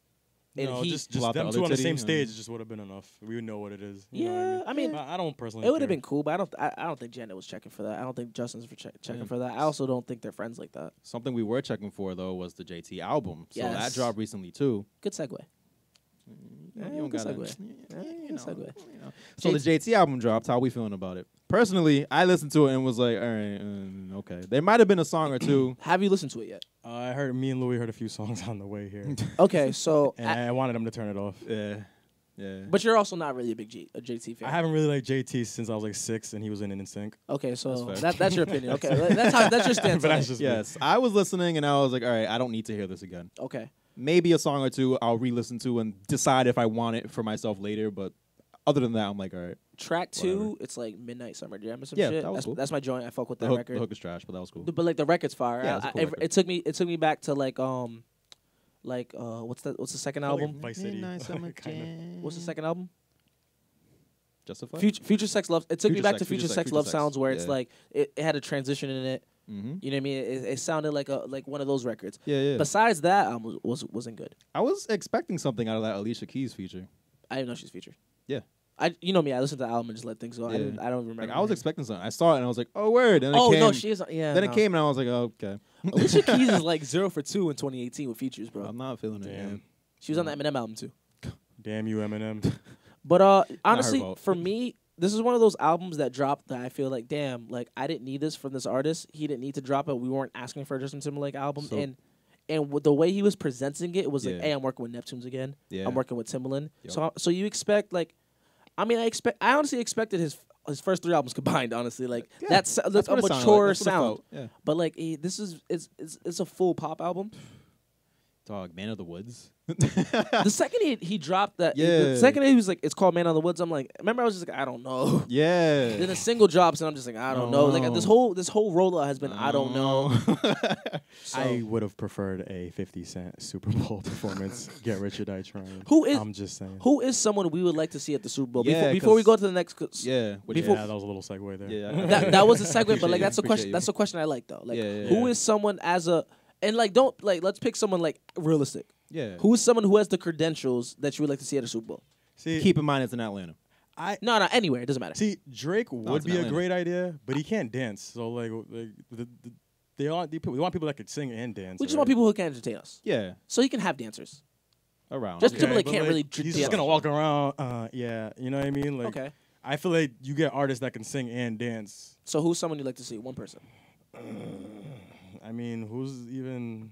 Would we like a Kanye halftime performance? I would love 'Cause I Kanye. feel like Kanye. I would could love put a on Kanye show. halftime So imagine performance. Kanye for 15 minutes. Well, it'd make more sense if like he dropped a smash hit. That's what he needs He's dropping to an do. album. I mean, But he needs Like to have a- like a, like a 'cause smash we're talking about hit, the yeah. Super Bowl. It's a You're right, you're marketable money event. Yeah. So he needs a smash hit that's gonna draw people in. right. well, this is to also like wanna- this isn't for next year's Super Bowl. This is just a prediction. Like who is someone Oh, you like to okay. see? It is, I'm not aiming for next year. yeah, Oh, I'd I like thought to you meant see- next year. Yeah, Okay. like you like, but I'd love a Hove one. I think Hove. that'd be dope. that was supposed to be this year's besides before the whole Colin Kaepernick joint. So that's a good Yeah. one. Who's Yeah. yours? I would go with I'd enjoy a Miguel halftime show. That'd be good. I'd enjoy that. I think he has the credentials. Miguel does. could dance too, right? Yeah. he can. Minus the windmill and That the was his whirlwind fault. shit. That was his fault. I'm going with. The drop kick. I'm going with honestly, Cardi. I like Rihanna. Rihanna would be a good one. Rihanna too. would be dope. Yeah, I'd love yeah, Rihanna. Rihanna would be Yeah. dope. I think She could Rihanna pull would off be the dope. You already said Kanye. Kanye was gonna be my pick. Kanye'd be a good one too. Kanye would be a very dope one. And honestly, y'all gonna look at me crazy when I say this, but I'm picking this strictly for credentials and just because he'd be a rapper. Eminem would be cool. Yeah. If would Eminem happen. did his hits, Yeah, I do. if I'd Eminem enjoy did that. hits at a halftime show, I'd enjoy He's that. too like it's the subject matter is why they wouldn't pick true. him. I'm like you got to realize like my like I'm thinking credentials, I'm thinking hits, and I'm thinking marketability, and I feel like yeah. he's probably one of the only rappers in our genre who could do a halftime show because he has that many hits. But like I said, the Yeah, subject yeah. matter of a lot It'd of have his to be- songs, you can't put that on a Super Bowl stage. That's That's fair. true. Yeah. But Yeah. Gorillas would be dope too. Ooh. Gorillas would be fucking sick. Yeah, Coldplay was kind of cool. So Gorillaz would Be yeah. dope. What if they want like physical people on stage? I mean, they could just. I mean, they've done like VMAs and tours and shit. So I'm sure if they. But it's the Super Bowl. You know what I mean? I'm just throwing It's things out there. different. They have the credentials. Yeah, They're worldwide. They can get people outside of the United States to fucking care about the Super Bowl. For sure. You know what I mean? They're an overseas act as well. I think they could do it. Yeah. because the NFL is starting to branch out to like Yeah, international overseas. games. I'm thinking big. I'm 'Cause thinking now worldwide. we've had some London games. Now Yeah. soon we're gonna have some Mexico games too. Yeah. Who Taylor knows where Swift, else? maybe. Yeah, I can that's- see that. That's credentials. Yeah. Yeah, but that's Niles would be dope too. I think he has the credentials, and I think America loves him enough. Get up there and perform Illmatic for the 10 Get a millionth time. Yo, live- you know a live band behind him. You know who'd be dope too though? Just because he like the world loves him too. Yeah. Snoop. Yeah. I can see Snoop doing a halftime show. He's Snoop. It's just it's the Super Bowl. Like I you just- know what I I mean? could- I Like when could- like But like That's think. But remember a few years ago there was a random ass band from like the '90s that they got a few years ago. U2. No, it wasn't. No, U2. they're not random. Like, it was very like no. Like I remember no one in the house. Everyone in the house was like, "Who the fuck is this?" There's been a few. I remember the Super Bowl. yeah. The Super Bowl that was the Patriots and the Giants. The first one that was a very random person who performed. I remember that for a fact. believe I was it, like, "Who yeah. the fuck is this?" 'Cause I remember. Yeah, I believe it. Next topic. Yeah, though. Let's so we're move looking forward. at, as Rich mentioned, 50 Cent would be a cool Super Bowl halftime performance. G-Unit. Might not happen anytime soon, but hey, it's 50 Cent. Who won't knows? happen Because ever. hey, It should have happened in 05. it was on- should have. He was on fire, but like we're on the 15th year of Get Rich or Die Trying now. That's crazy. It's Yeah, wild. this The Get Rich or Die flew. Trying is 15. So what I Flew want right by. to do is I want everyone like us three to like talk about their experience with that album. Like I feel like that's one of the albums you remember the first time you heard it, and like how old you were and like what it did for you. Who wants to go first? I know my story off top. I know mine too. You go ahead, start. Go for it. All right. Well, first time I ever heard 50 Cent was in the club. I wasn't a super like into hip hop yet. Yeah. Like Eminem was my first favorite rapper, and Yeah. outside of Eminem, I really didn't listen to rap like that. Mhm. And then 50 came out with that in the club, that boom boom, boom, like that beat was just smacking, and I was like, "Yo, who is this dude?" I thought 50 was like the coolest person ever. I remember I used to record music videos on VHS, right? And I would run them back all the time, and I was always replaying that in the club to the point where my mom knew who 50 Cent was, and my mom's not hip to anything pop culture, like. Not at all. Not at all. She's like 50 Cent. You know what I mean? Like she knew. And it's like that album like really kind of changed my life. Like no bull. Like after In the Club dropped, then I heard Wanksta after that. Then PIMP, and he was just dropping a bunch of hits that I loved. And I was like, yo, this dude's like my favorite artist ever. Like at the time, you know what I mean? Yeah. And from there, I started getting access into LimeWire, so I would see 50 Cent songs, you know, and from there I would be like, who's this Tupac guy, you know, and I would click on Tupac, and I would click on, you know, so Yeah, I give 50 credit for putting me onto everyone I currently like. Like that dude got me into hip hop. Get Rich or Die Trying is a super important album. I don't think we stress the importance enough of that album. We 50 don't. had the game on lock. He Like did. nothing moved without 50 saying so at the time. He ended Ja Rule's career. He did. With that album. Like it was just nuts. And if I could meet 50 Cent today, I would really thank him. But yo, you probably don't care because you got all these millions of dollars. But what you did for me and what I think you did for the game is underspoken. Yeah. You know? So I'll go next. I caught on to hip hop late in general. So my 50 story is a little different. Wait, what? I know off top. But what were you listening to prior to hip hop? A lot of R&B, a lot of soul. That Sade, explains what you like now. Some Got you. poetry, music, soul child, whatever my mom was playing at the time. John Legend. Got you. Makes sense. I just want to know. Sorry. Yeah. So I want to say during that Kanye 50 thing. Okay. Is when I got introduced like really into hip hop itself. So like I instantly was put onto 50 Cent initially. So I'm like, okay. I gravitated towards Kanye though, so it took me a while to get to 50. Okay. So after like Kanye and I like backtrack with Kanye, like his albums, I was like, hold up. What about 50 Cent?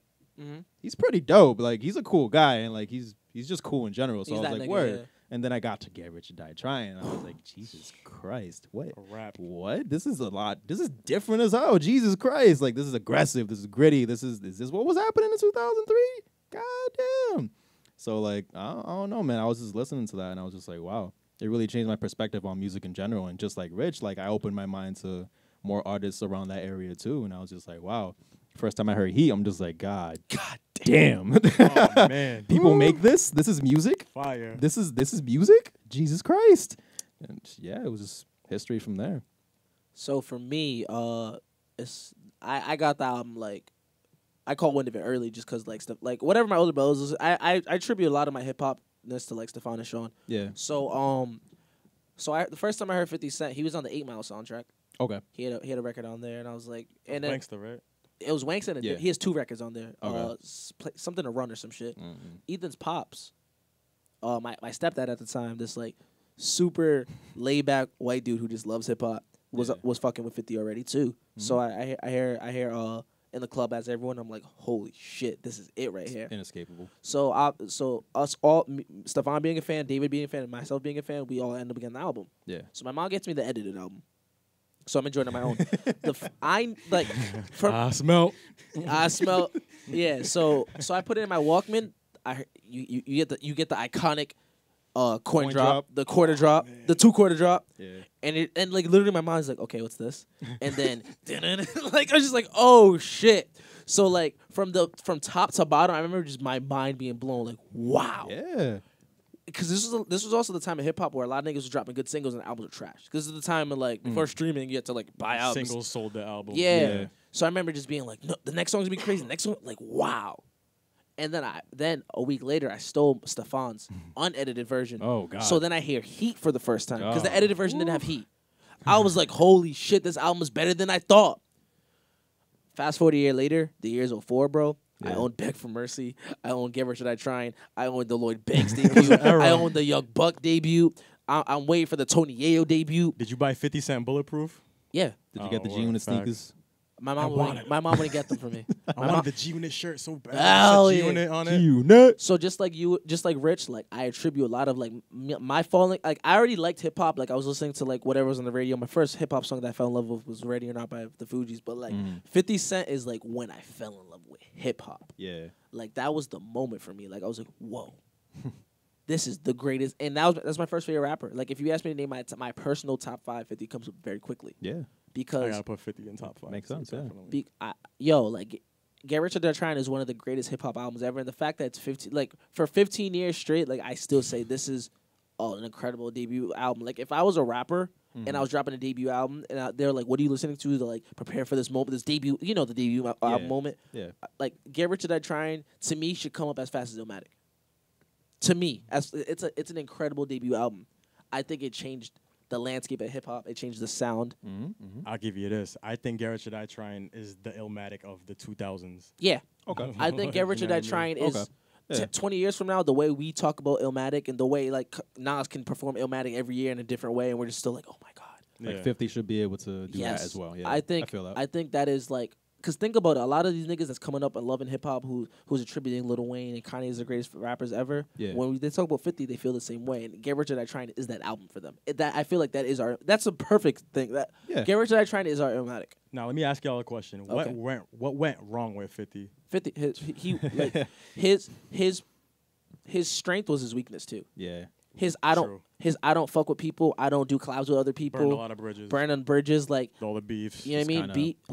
I feel like if 50 ran the game, like kind of like how Drake does now, where like whenever a new nigga comes out, like he doesn't steal I don't think 50 Cent would steal a wave type of nigga, but like putting other niggas on. If 50 continued to do that, karma would help him no longer, and he would have stayed around for a long time because the music never got whack. Yeah, we like that narrative dies now. Massacre was fire. Curtis was fire. Facts. A lot of heads don't think to me, Massacre was a classic. I loved the Massacre, and a lot of heads be like, no, the Massacre wasn't it. I'm like, to how? me, good follow up to Massacre is like it was written to me. A very good second album, an amazing follow up. It just doesn't live up to the hype that this first album because at this point we have it at this high ass pedestal. Like, this is Get Rich or Die It's Trying. the Thriller effect. Yeah. Like Mike dropped Thriller, then Bad still did what it did. Bad to me, Bad is better than Thriller. Yeah, but like the point is like to me Bad, it was written. It didn't top Thriller, so like. It kind of just went down because once you put out an album that's so great like that, it's hard to. Because even think of, like even look to Drake, like niggas is still like we want to like niggas want to take care too. Yeah, like, you know what I mean. Keep that Drake. But you get him. But you get what I'm saying. A lot of or even with like, who's a good example with Tyler Creator faces that a lot too, where like he'll drop an incredible album, but niggas want this sound from him. Yeah, you know what I mean. So I feel like that's 50 Cent's biggest. And imagine like this nigga's debut album was the biggest thing like ever. It went diamond. It went diamond. Like we didn't see anything like that because all our favorite, who else goes diamond? All the best rappers even like streams. on the list of rappers who like Jay-Z's debut album didn't do well. No. Like Reasonable Doubt. Illmatic didn't sell. Illmatic didn't either. You know what I mean? Yeah. Like this he was on top of the world from jump, and then on top of being on top of the world, he delivered. Yeah. He's the #1 draft pick. He's the guy that went number. He's the LeBron James. Like from jump, we were like, this is the nigga, and he delivered. Look, I'm saying at the time, he delivered. Oh yeah, he delivered. Oh for sure. You know what I mean? He delivered for a good 6-7 years. He delivered so good that like his niggas. You know what? Were legends. I think really hurt 50's career. What's that up? beef with Game. Yeah. Personally. Yeah. Like I was gonna touch on that thing. Game did like. Yeah. He hurt 50 with that. I think he killed him from the inside too. Yeah, and he exposed G-Unit. Well, not exposed. Nah, Games had a lot of lies and stuff, but that 300 bars disc was tough. That you know what it is, Volume 3, that mixtape he put out straight dissing G-Unit, the whole tape was tough. And I loved G-Unit. And like my boy Ryan was a Game fan, and we used to butt heads over that. But I would hear that mixtape, I'm like, yo, this shit's fire. It came at 50, yo. Same time, though, I feel like the Game spending so much of his life dissing G-Unit killed his shit, too. Yeah, it came back at him. True. Because after that, so he drops documentary, Doctor's Advocate. After Doctor's Advocate. Between those two albums is when he was really going on his rampage. And Doctor's Advocate, like, that's an incredible follow-up to the documentary. Yeah. But kind of after that album, we get LAX, and then Game just kind of, like, hard decline. Yeah. So I feel like the game and 50 Cent decline kind of starts. Like, it parallels each other. Like timeline wise, like if you look at like when they started like declining, it's like the same amount of time. And it's like again, like what hurt 50 is like beef is what got him into the game really. Yeah. And then it's kind of what hurt him as well because he did it to his own friends. Like, for example, like when he dissed Young Buck. Yeah. And he put that video out of Young Buck crying and all of that. He don't talk to Banks anymore. Yeah, currently. 50's he beefs with his own son. Like, he doesn't care. Like, if it's on, it's on the 50, you know? And it's like, he never really knew how to hit the brakes. You know what I mean? Even on his own people. Like, you know what's funny? Like that really hurt 50. So 50 Cent's a Cancer. I'm like into like horoscopes low-key. Yeah. And like I have a lot of those same things where like I don't give a fuck for my nigga. If you piss me off the correct way, I'm hitting. And so like now 50 Cent being a way more aggressive version of like a billion times more aggressive, I can understand why like he be going off. I get it. Like, and he has to keep the one thing I will say about 50 Cent, he keeps the consistency. Yeah. It's 2018, and if I meet 50 Cent today and tell him I love him and take a picture with Gyro tomorrow, he's dissing me. Oh, like he's the only consistent nigga in hip hop. Now this 50 versus Ja thing is coming back up. Do we care? It's not coming back up because 50 Cent hasn't. Every so often they start going button heads again. Well, I feel like every so often Gyro reminds us. Yeah. Yeah, like. Or 50 does sometimes too. 50 a few years ago they went through this too, like in 2016, like they were butting heads real quick. And because Gyro also. I think Irv Gotti had an interview where he said some shit about 50, and like 50 came in. But notice 50 responded to Irv Gotti quickly. Yeah. He has not responded to Gyro.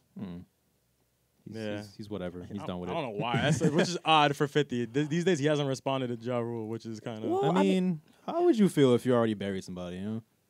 Like, he don't care. They came back and it's like, all right, whatever. He buried him 10 years ago. After the fourth time, you're just like, you know what? I think.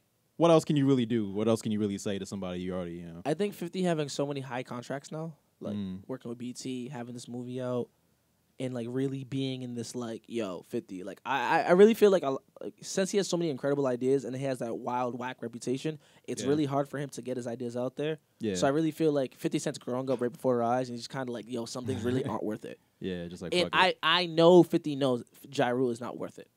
Oh yeah. Because there's nothing to gain. And so much more to lose. It's just like why? There's a lot of credence to the argument, but at the same time, like not too long ago, I saw 50 dissing Jimmy Henchman on IG. Yeah. That's different though.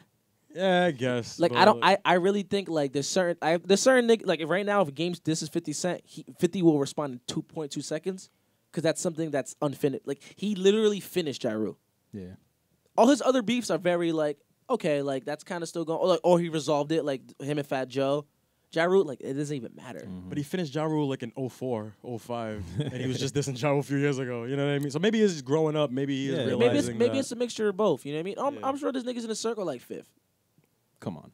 It's this Ja. one, it's okay. It's Ja, my nigga. You let this one go. It's Ja, my nigga. You know what I mean? Let this one go.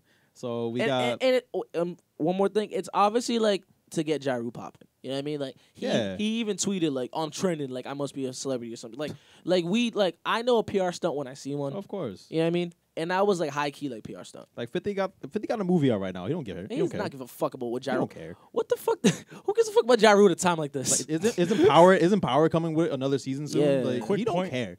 Quick point about Ja Rule too. Yeah. All them hits with Ashanti would have been hits with someone else on there other than Ja Rule. If you put Jay-Z on those, they would have still been perfectly put good anyone hits. on it. They were good That's songs. just what I think. They Murder Inc. had a good ear. They knew how to put people together. Yeah, I rocked with Lloyd too. What was awesome? 5'2" or flying 2. I still don't know. It's fine too. It's fine too. I like short girls. You know what I mean? Maybe I care that she's she's 5'1", 5'3". It's the same thing. It's You know what I mean? definitely 5'2". It's fine too. It's fine too because the line is like she's fine too, but I want you. Who cares if she's 5'2"? She's 5'2", but I want your tall ass. Fuck yeah! Let's make a ball player, girl. Fine too makes fine a lot too. more It's fine sense. Oh my god! So Kill artists, We have Rap Genius. That's the first thing I Rap Genius. yeah, That's funny. Because I was like, what is it? Let's kill it. and it's over. It's done. It's settled. So artists clearly like they have to build the fan base to get popping. Some just they get it instantly and keep going, but some kind of struggle sometimes, and it comes with points where it's like, yo, you start coming at your fans. Now, Dave East recently kind of came at a fan. A fan was talking on Twitter like, yo, Dave East taking forever to come on stage because Dave East was taking forever to come on stage. But Dave East clapped back on Twitter like, Then leave. That's whack. I'm taking too long. Leave. Big Dave East fan, you just gave Paranoia 2 a 9 out of 10. How do you feel? I'm disappointed in him, you know? Like, it was a really arrogant thing to say. Like, then leave. Like, who do you think you are? Like, to me, personally, I don't put celebrities on a pedestal that everyone else does. They breathe and they bleed just like me. Yeah. So even if it's freaking like the biggest celebrity in the world, like don't be late to your shit. The fact that you're so big should make you on time more. There's a certain professionalism to being an artist that you got to maintain, you know? Absolutely. I hate going to shows where the artist is supposed to be on by 9 and then not on until midnight. It's like, why? And a lot of times you'll go on their snap and they're chilling, smoking backstage, or they're in the city clearly, and you're just like, what the hell? Like, you know what I mean? That's really whack. And it was whack for Dave East to come at the fan like that, because for all you know, you could have lost the fan. You know, an important fan, maybe. Who knows? Exactly. And who's to say that fan isn't the person buying all his merch? Yeah. Probably put all her friends on. Probably like 50 friends even. Like, who knows? Quick point too. One thing I didn't like though about the anti-Davies argument, there's a lot of dudes on Twitter like, most of his fans are girls who don't know their songs, know his songs anyway, can't even name a song. So you're assuming because she's a female, she can't name a Davies song. I just find that very sexist and it's whack, and we got to stop saying that. This narrative that girls don't know anything needs to die now. Yeah, it's very... Like, one of the homies tweeted like, yo, I see girls talking about football. Like, yes, bitches like... Bitches like shit. Yeah. Women like things. Women like things. Like women like things that guys like more. I literally have female friends. Women like things. Like fucking Dip watches more football than I do. Oh, I bet. And it's not because they're wearing tight pants or whatever the hell. She genuinely likes the sport. Like, she enjoys the sport. Shout out to Dip, by the way. But you know what I'm saying? Like, this narrative that like women can't like anything without it being tied to that sexual. That narrative like, needs to fucking die, because I can like a female artist and not be attracted to her. Yeah. And these be the same like people who can't even name like 3 people on the team. Yeah, like shut up. Like stop it. But so back to Davies' point. Yep. I feel like one that was whack at Davies, and I don't. That shit's trash. Yeah. He's tweeting as if he's like Drake. Yeah. Then like you're not at that level where you can. You're never at that level to really do that, but he's really not at that level. You're definitely not there. Yeah. Like they both light skinned, but that's you know what I mean. Now I feel like this whole like. I don't like that. So I've seen Kanye West twice, right? Yes. And I paid good money to see Kanye West. You sure did. His show, the ticket says the show starts at 10. And if it says it starts at 9, that nigga Kanye West is on at 8:59. Hey, that's what's up. The biggest rapper in the game can be early. Right on time. You get what I'm saying? So I don't know what the fuck gives these new niggas any type of idea that like, yo, I'm gonna come out at 1 o'clock. That's just trash. Yeah.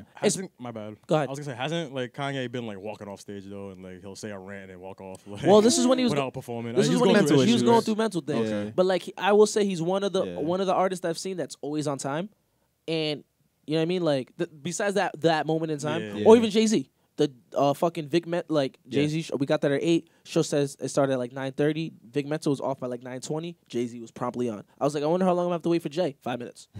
And this is Jay fucking Z, who I would wait to see at 12. Artists that go on for hours. And then he performs 4 hours. Hours. So tickets are too expensive for us to be waiting around. Like, but you gotta. But these Beyonce on time, Rihanna on time. Like, granted, they're in an arena, so like they have to follow rules. But it's like these artists who are lots bigger than these niggas who are coming out at 1 o'clock to perform for 10 minutes.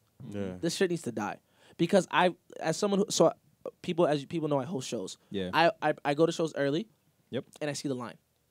I scout out these people. I talk to them. You feel me? Like, hey, like, what time you been here? Like, oh, I've been here since 6. I've been here since 3. I can't. I left from school to get in line, to be in front, to maybe touch this nigga's hand or this girl's hand. Yeah. You know what I mean? Yeah. So like these fans really care. These fans give a fuck. They're buying your merch. Mm-hmm. They're streaming your shit a million goddamn times. They're sending links to their friends. So I feel like I feel like Davey should have just, like, even if it was a fake apology, you should be like, I'm sorry, I'll be out soon. Yeah. Even if it was a lie, that's all. Or just not respond at all.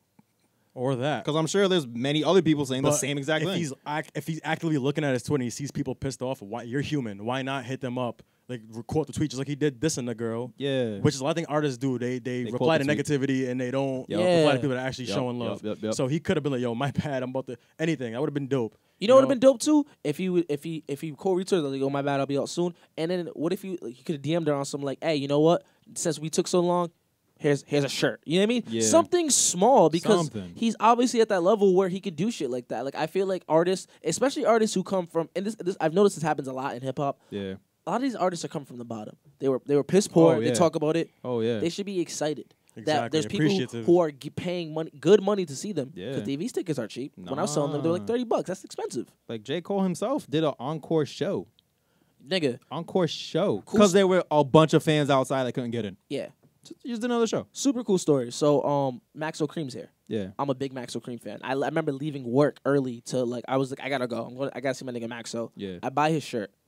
I go back. I'm backstage because it's the Met, so like I just walk in there like as it pleasing shit. Yeah. I go to the back. I'm like, yo, and I'm a super fan still. I ask for pictures. I get shit signed. I'm always gonna be that person. Yep. I asked him to sign my shirt, and high key that nigga was like, wow, like that really means a lot to me. Like he literally was like, yo, I was like doing bad shit before, so the fact that I can make money and I meet niggas like you who are funding my dreams is dope. Yeah. He didn't have to say that. You feel me? Nah, you don't like, have to do anything. But like, yo, I'm gonna remember that forever. You know what I mean?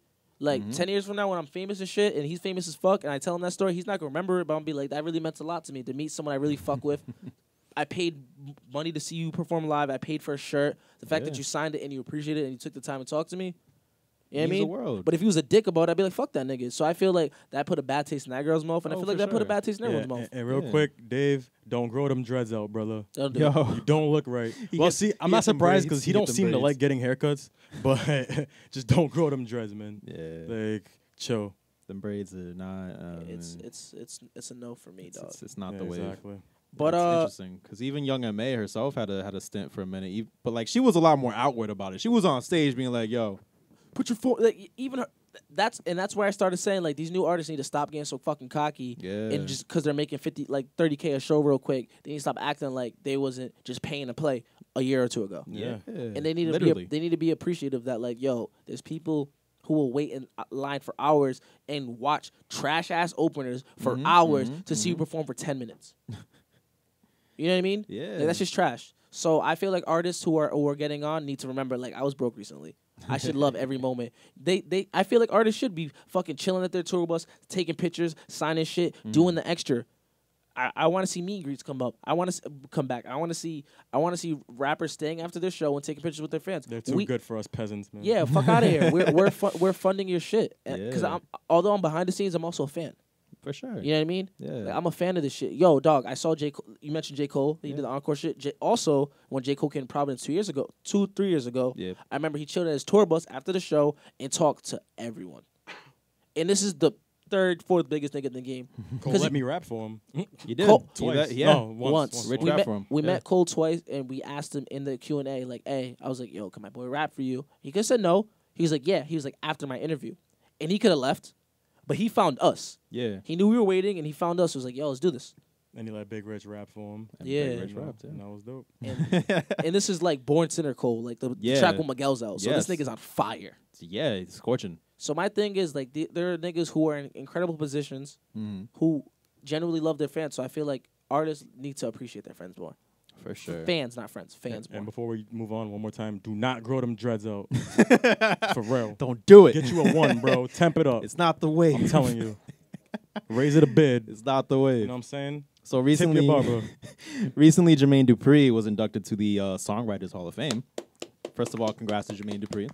He wrote Confessions part. Very well deserved for many reasons. Let me get Jermaine involved. Dupri. He was involved with Mariah Carey when she first came out. He was involved with the Usher, with the Confessions. Little He Bow was Wow, with of Bow course. Wow. He is Little Bow Wow. Yes, The brat. He had to play in Aaliyah for a little bit, and yeah, it's just discovered a lot of artists we don't even know. a bunch. Like, He kind of had Criss Cross. Yeah. He kind of had to play like an early Destiny's Child, but they didn't get big because of him. But he had to play. All right, so let me just name some artists that he's produced because he's a producer as well. Yeah, that too. Yeah. Usher, Jagged With the Edge, Aaliyah Mace, joint, yeah. Mariah Carey, Destiny's Child, Cameron, Yep. Jay-Z, Mariah Carey again, DJ Clue, TLC, Master P, Ludacris, Bow Wow, fucking. I'm gonna just keep going down. By the way, we're only in 02.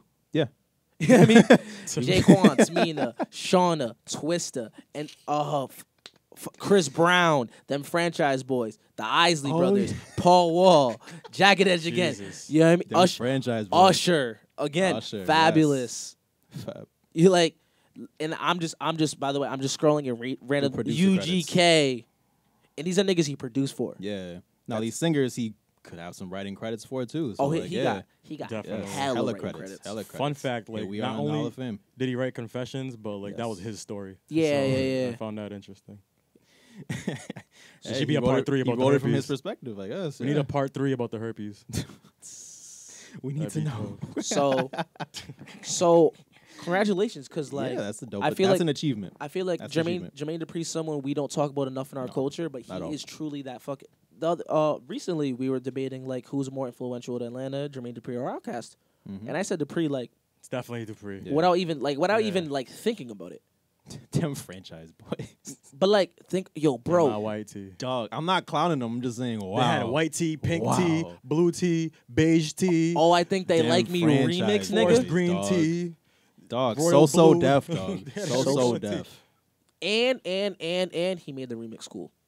I know Diddy was like we invented the remix, but yo, Jermaine Dupri made the Yeah. remix cool, bro. We forget, Jermaine Dupri is very important to the game. He that's is. It's incredible. He's one of the most important people to be a part of hip hop. Yeah. And he's still relevant. He's still that nigga. Like he is still. So why don't we really talk about him? Like, I feel like because he- he's short and bald. Like Nah, I feel like because he's not in our face as much. Yeah, he doesn't. You know what I mean? That's Yeah, he's he's very behind the scenes. he's very low. Yeah. He's very low key. Like Like a songwriter, he's a very low key dude. Like I feel like he's one of those niggas who's really getting his money. Yeah.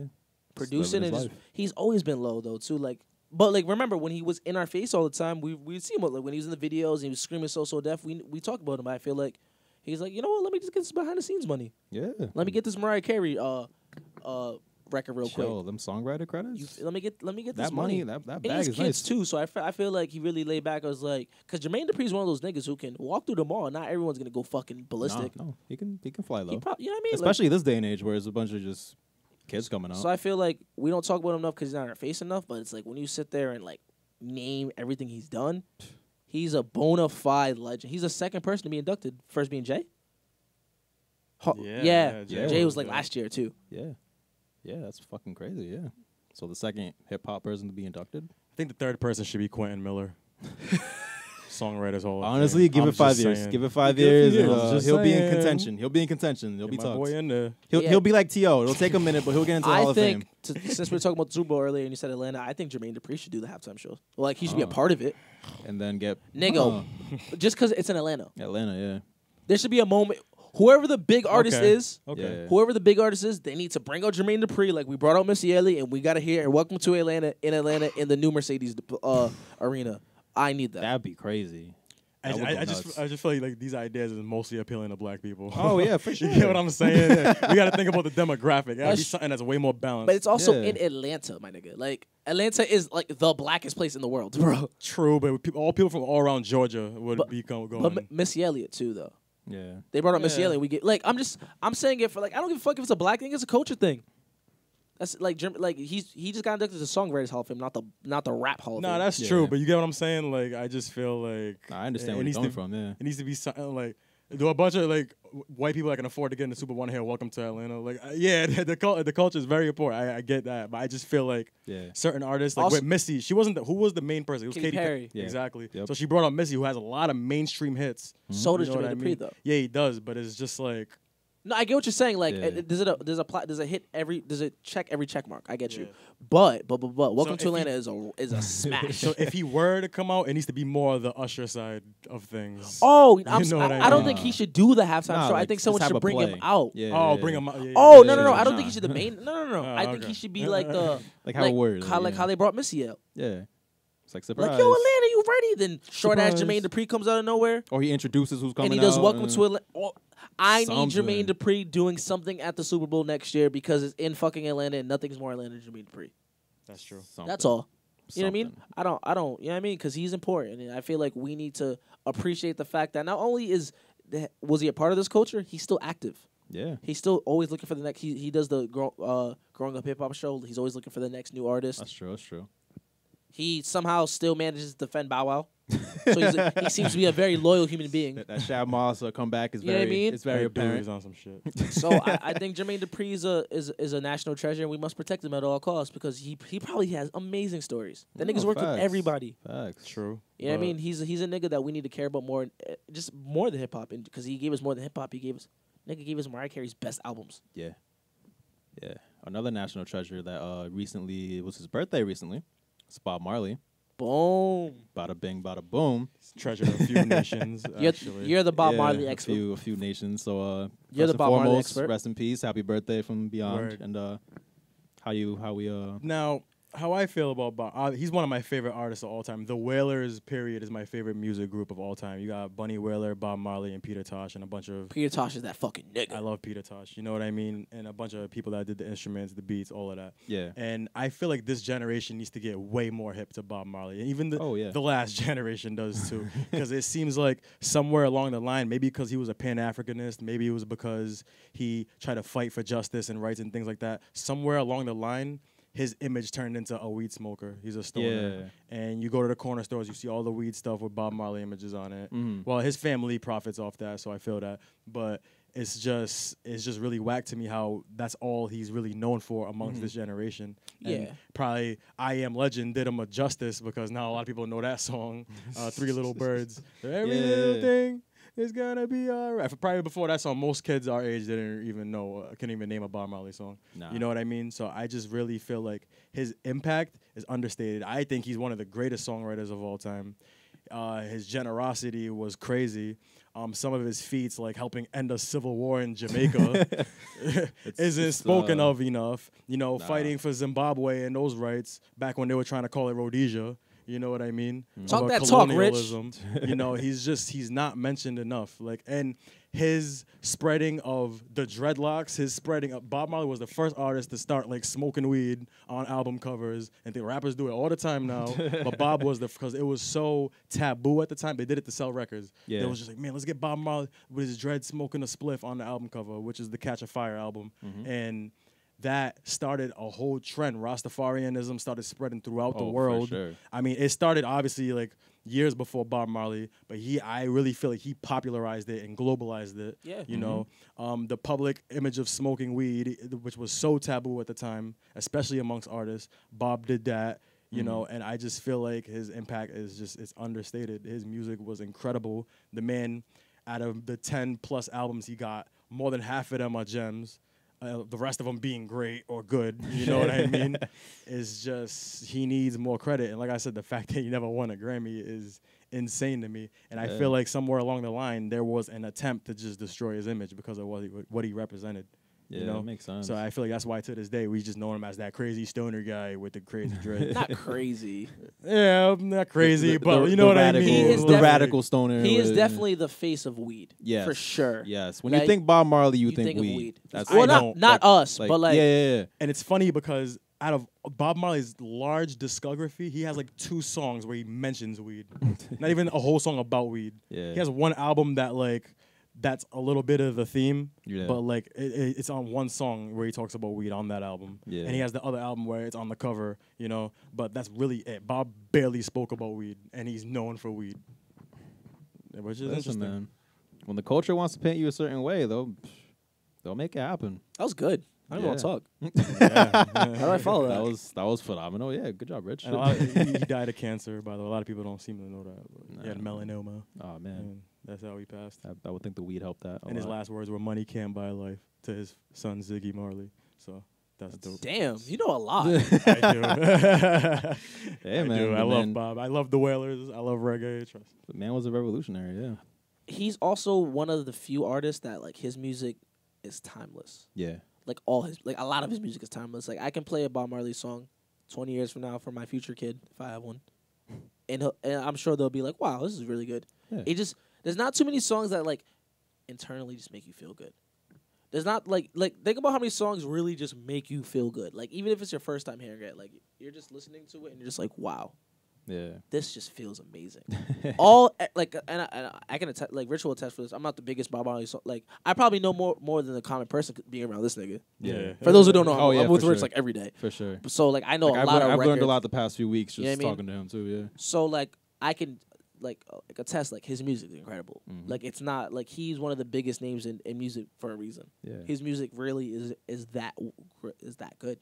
And I'm honestly happy that although he's really known for, like, the weed thing, I'm glad that years later, still to this day, he's one of the most recognized beings. You know what I mean?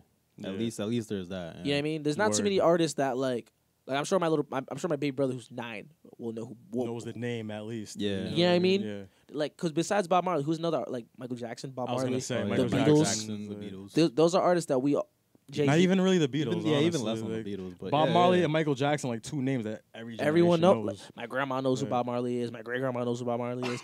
I'm sure I have a cousin who's 3 who knows what Bob Marley looks like. Like, there's not too many artists that, like, I've never met someone who was like, I don't know who that is. Yeah. Ever in life. Him and Michael Jackson. Yeah. That's crazy, right? It is. Beatles being number 3 probably, because I feel like everyone knows. Like Elvis too. I don't think Kiko knows who Elvis is. Just the whole. Like, and if he does know who Elvis is, because Lilo. Just his swag, like I just feel like a lot of people you don't know. I can't name a song from Elvis, but you just know. No, yeah, it's the aura. The swag, presence, yeah, like seen it in a movie or two, like yeah, probably, yeah. But hey, that's crazy. Bob Marley is probably like one of the most well-known artists ever. Yeah, man. And it needs to not be because of weed.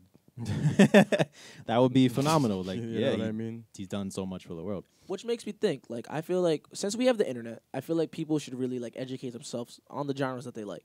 Yeah. I don't like that there's a new crop of artists who just really don't know what came before them. And I'm not one of those niggas that you should listen to 36 Chambers. I don't give a fuck if you ever listen to that album. You don't have to listen to it. Just but I feel like you should know. Yeah. Know the history and respect it. You don't gotta like the music. You don't really have to listen to all of it. Just take doses of it. Yeah. You know what I mean? Pick a song. Like just know it. Just know what it is. Like if you love this genre, if you love this culture, you should know what comes before you. Yeah. You know what I mean? For sure. You should know who your legends are. You should know what they've done for the culture. Like, for example, I always bring up the KRS-One thing. I think KRS-One's awful. I love KRS-One. But I think he's awful. One at a time. One at a time. Hey. I love that still. I love KRS. I think he's awful. And Richard will tell you that. I've been saying this. I think he's honestly one of the worst rappers I've ever heard in my life. But I also come But I also come from a different era where like I can understand why he's so revolutionary. I can understand what he did for hip hop. I understand like why it was good at the time. I also like my first favorite rapper ever was 50 Cent. Yeah. My first favorite rapper, like my second favorite rapper was Kanye. Like, so like that sound isn't for me. Yeah. But I know what he did for hip hop. I know he's a legend. I would go to a KRS-One show because I'm seeing hip hop royalty. Yeah. You know what I mean? Like you can just watch a documentary. I would watch like something. When the hip hop documentary came out on Netflix, I watched it and I was like, they're gonna mention KRS-One episode 2. They do. You know what I mean? Like I understand enough where it's like these are our legends. Yes. So I agree with the Bob Marley thing. I feel like that stigma that he's just this weed smoking guy is like really look into him because like that whole him ending a war shit is enough to just be like we should be talking about this nigga every day. Like quick point too, like how I know this is a fact about Bob Marley and his image. Like so I'm at my sister's like after party for the wedding thing. I was like, yo, I'm about to play some Bob, and she's like, don't play that. I'm like, why? Like, he's gonna sit there and sing about weed the whole time. Like it was a level of ignorance that really made me notice. Like wow, people really think this is what they're about to hear if I play a Bob Marley song. He's about to sit there and rap about being high. I mean, rap. He's about to sit there and sing about being high the whole time. Weed. Yeah. Let's go to Jamaica. Like, that's what they think all the songs are, and it's like, no. Nah, I that stigma needs to die. For sure. Completely. Especially look, after being around you, like, because even I was just like, yeah, you know, he probably sings about weed. Rich is like, he honestly sings about weed twice. I'm just like, really?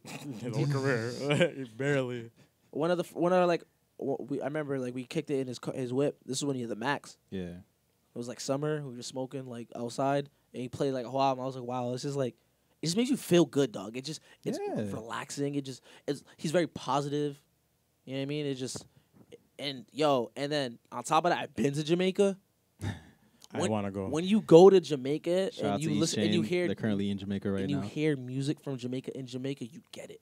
Yeah, it's like listening to Illmatic in New York. You just or going to Atlanta or driving down driving in the East Side and listening to Elevators by the Outkast. Yo, you get it. Or maybe Man of the Woods in Omaha. Yeah. For sure.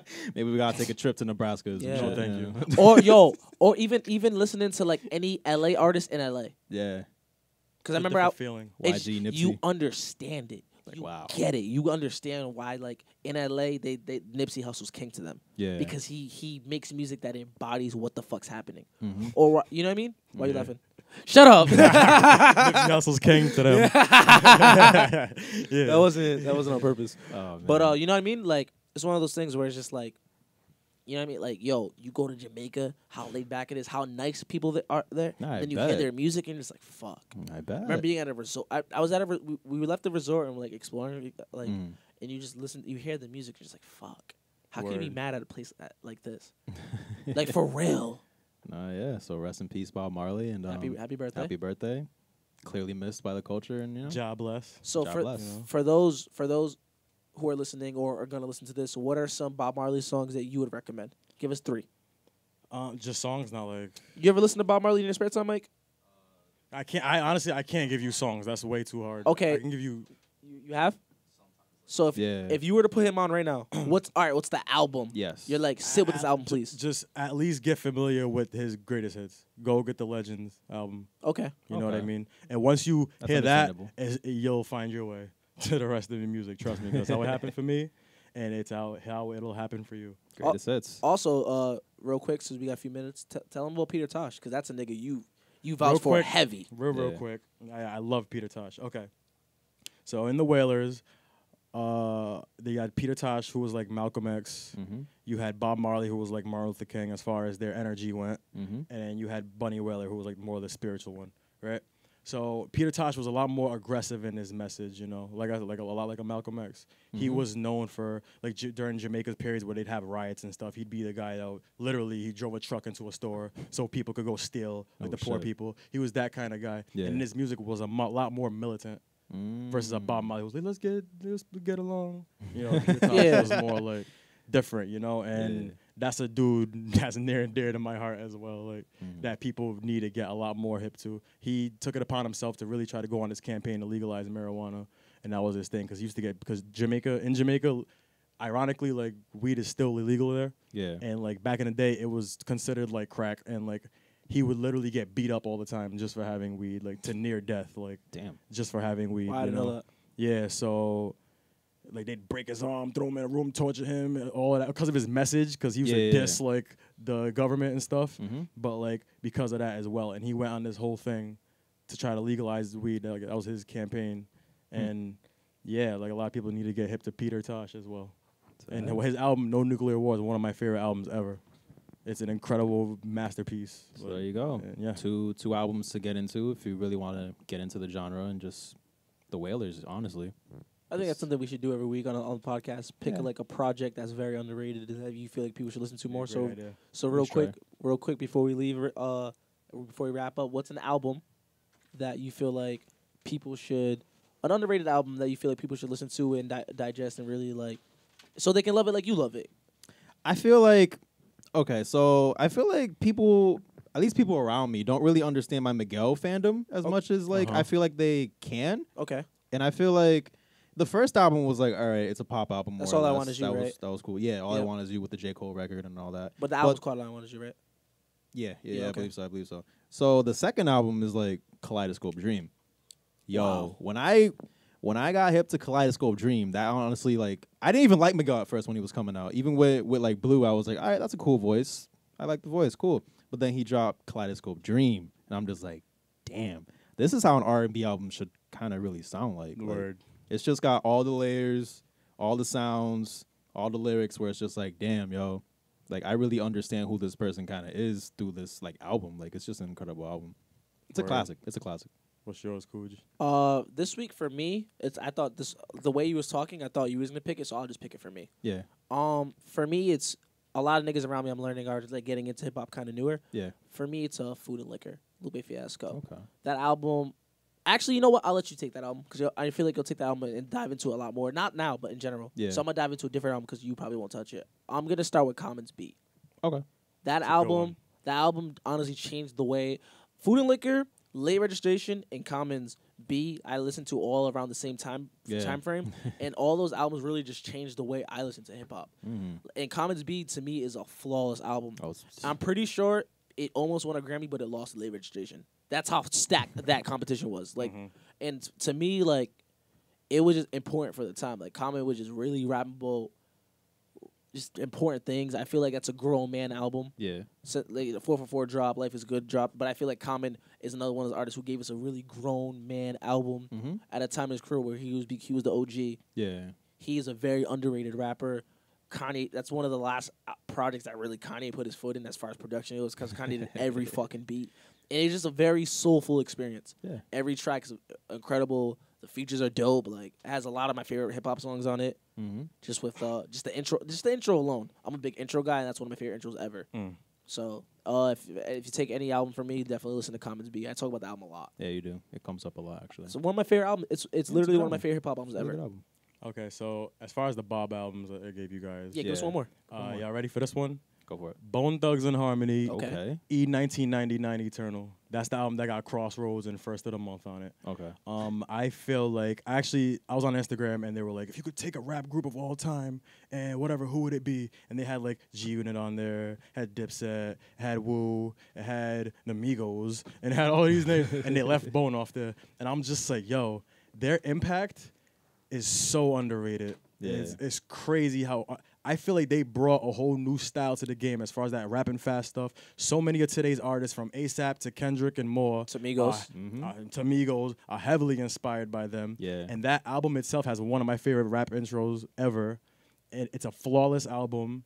The beats, the way they flow on it is just incredible. And I feel like that's another group we got to get hip to more. Yeah. And learn about more and respect and give credit to, because we don't. Like, the way they're just left off of things and we don't ever even talk about them, they're still I feel active is too. ridiculous. Yeah. I'm saying, like, just kind of like the Jermaine Dupri thing, they're still active. These are these are guys who've worked with some of the greatest ever.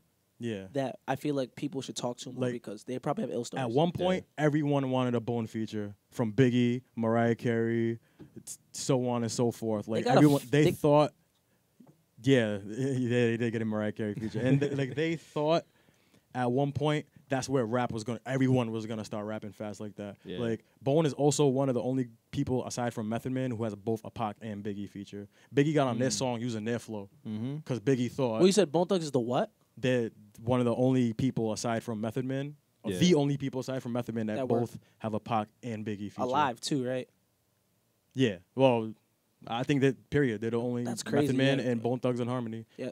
And one time I heard that fact, that was on the Breakfast Club. They were like, "Oh, Method Man's the only guy with a Pac and Biggie." I was like, "Bone too." Like, they just always forgotten about, you know. So that's really dope. Biggie got on their track trying to use their flow, because he was like, "This is a really dope flow. I think this is where the game's going." So Biggie wanted to perfect that flow. Biggie fucking body that shit Yeah. too. God and damn. And then they got Thug Love with Pac, who Pac came with his own style, and he let them rap fast. Do you think maybe it's because of where they're from?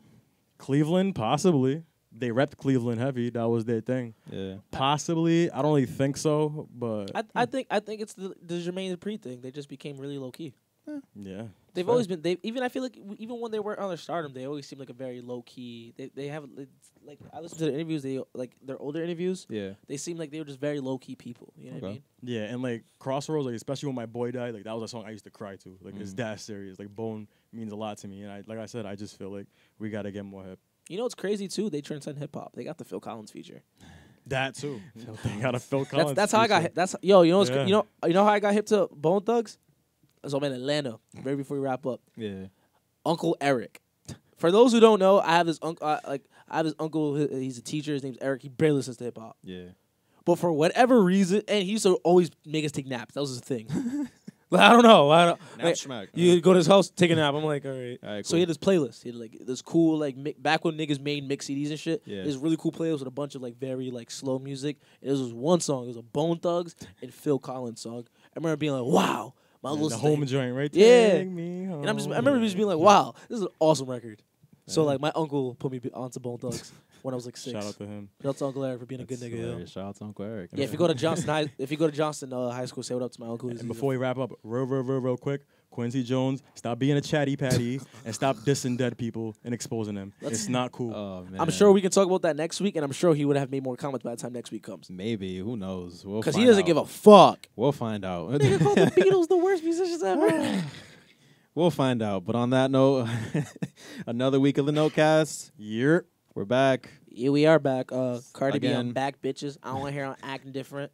Again, another week. We'll be back next week, just as same as last week. And we talked about some cool things this week. Next week, we'll look forward to a few more things. What we're getting into. When's Black Panther drop? Black Panther drops this upcoming week, so Friday, I believe right? Thursday or Friday. Thursday midnight. Thursday midnight. Yeah. Oh, so we'll come probably to come through with the Black Panther podcast. package. We got to watch it first day. You got to watch Civil War before we do it. All right, let's do it. You need to. All right, so boom. This week I'm off every day at 7. Pull up to the crib. We get some Word. popcorn. We'll watch it. Yeah. I'll put the TV in the living room. I'll be home by Cultural then, or maybe a little experience. later. Let's yeah. do it. Even then, I've seen it. All on right, my so phone. you heard it first. Next Friday we'll be talking about Black Panther. At least, yeah. We'll definitely be talking about Black. sure. You know what we should do too? We should listen to the soundtrack together. That's hip hop. Oh yeah, The we'll soundtrack definitely dropped talk about today. the soundtrack too. They dropped today. Kendrick's on It was it. very absolutely. fresh, so we Kendrick didn't talk did about it. By the way, You know, I love me some Kendrick. but like for real, shout out to that's an amazing move. Yeah. That, like Nah, Marvel it was is. like, yo, let's have this rapper like do the whole soundtrack. All I know is that Schoolboy Q and 2 Chainz song. I'm very excited to hear it. Let's do it. Once again, thank you guys for joining us. This is the Notecast. I'm Cøøg. Yeah, I'm Louie. I'm Big Rich. And we out of here. Yeah. Tune into the Notecast. We play all the schmackers. Every Friday. I'd be up here buzzing and whatnot. It's cool. However, I stay Gucci down to the socks. It's Big Richie. The Daily Note.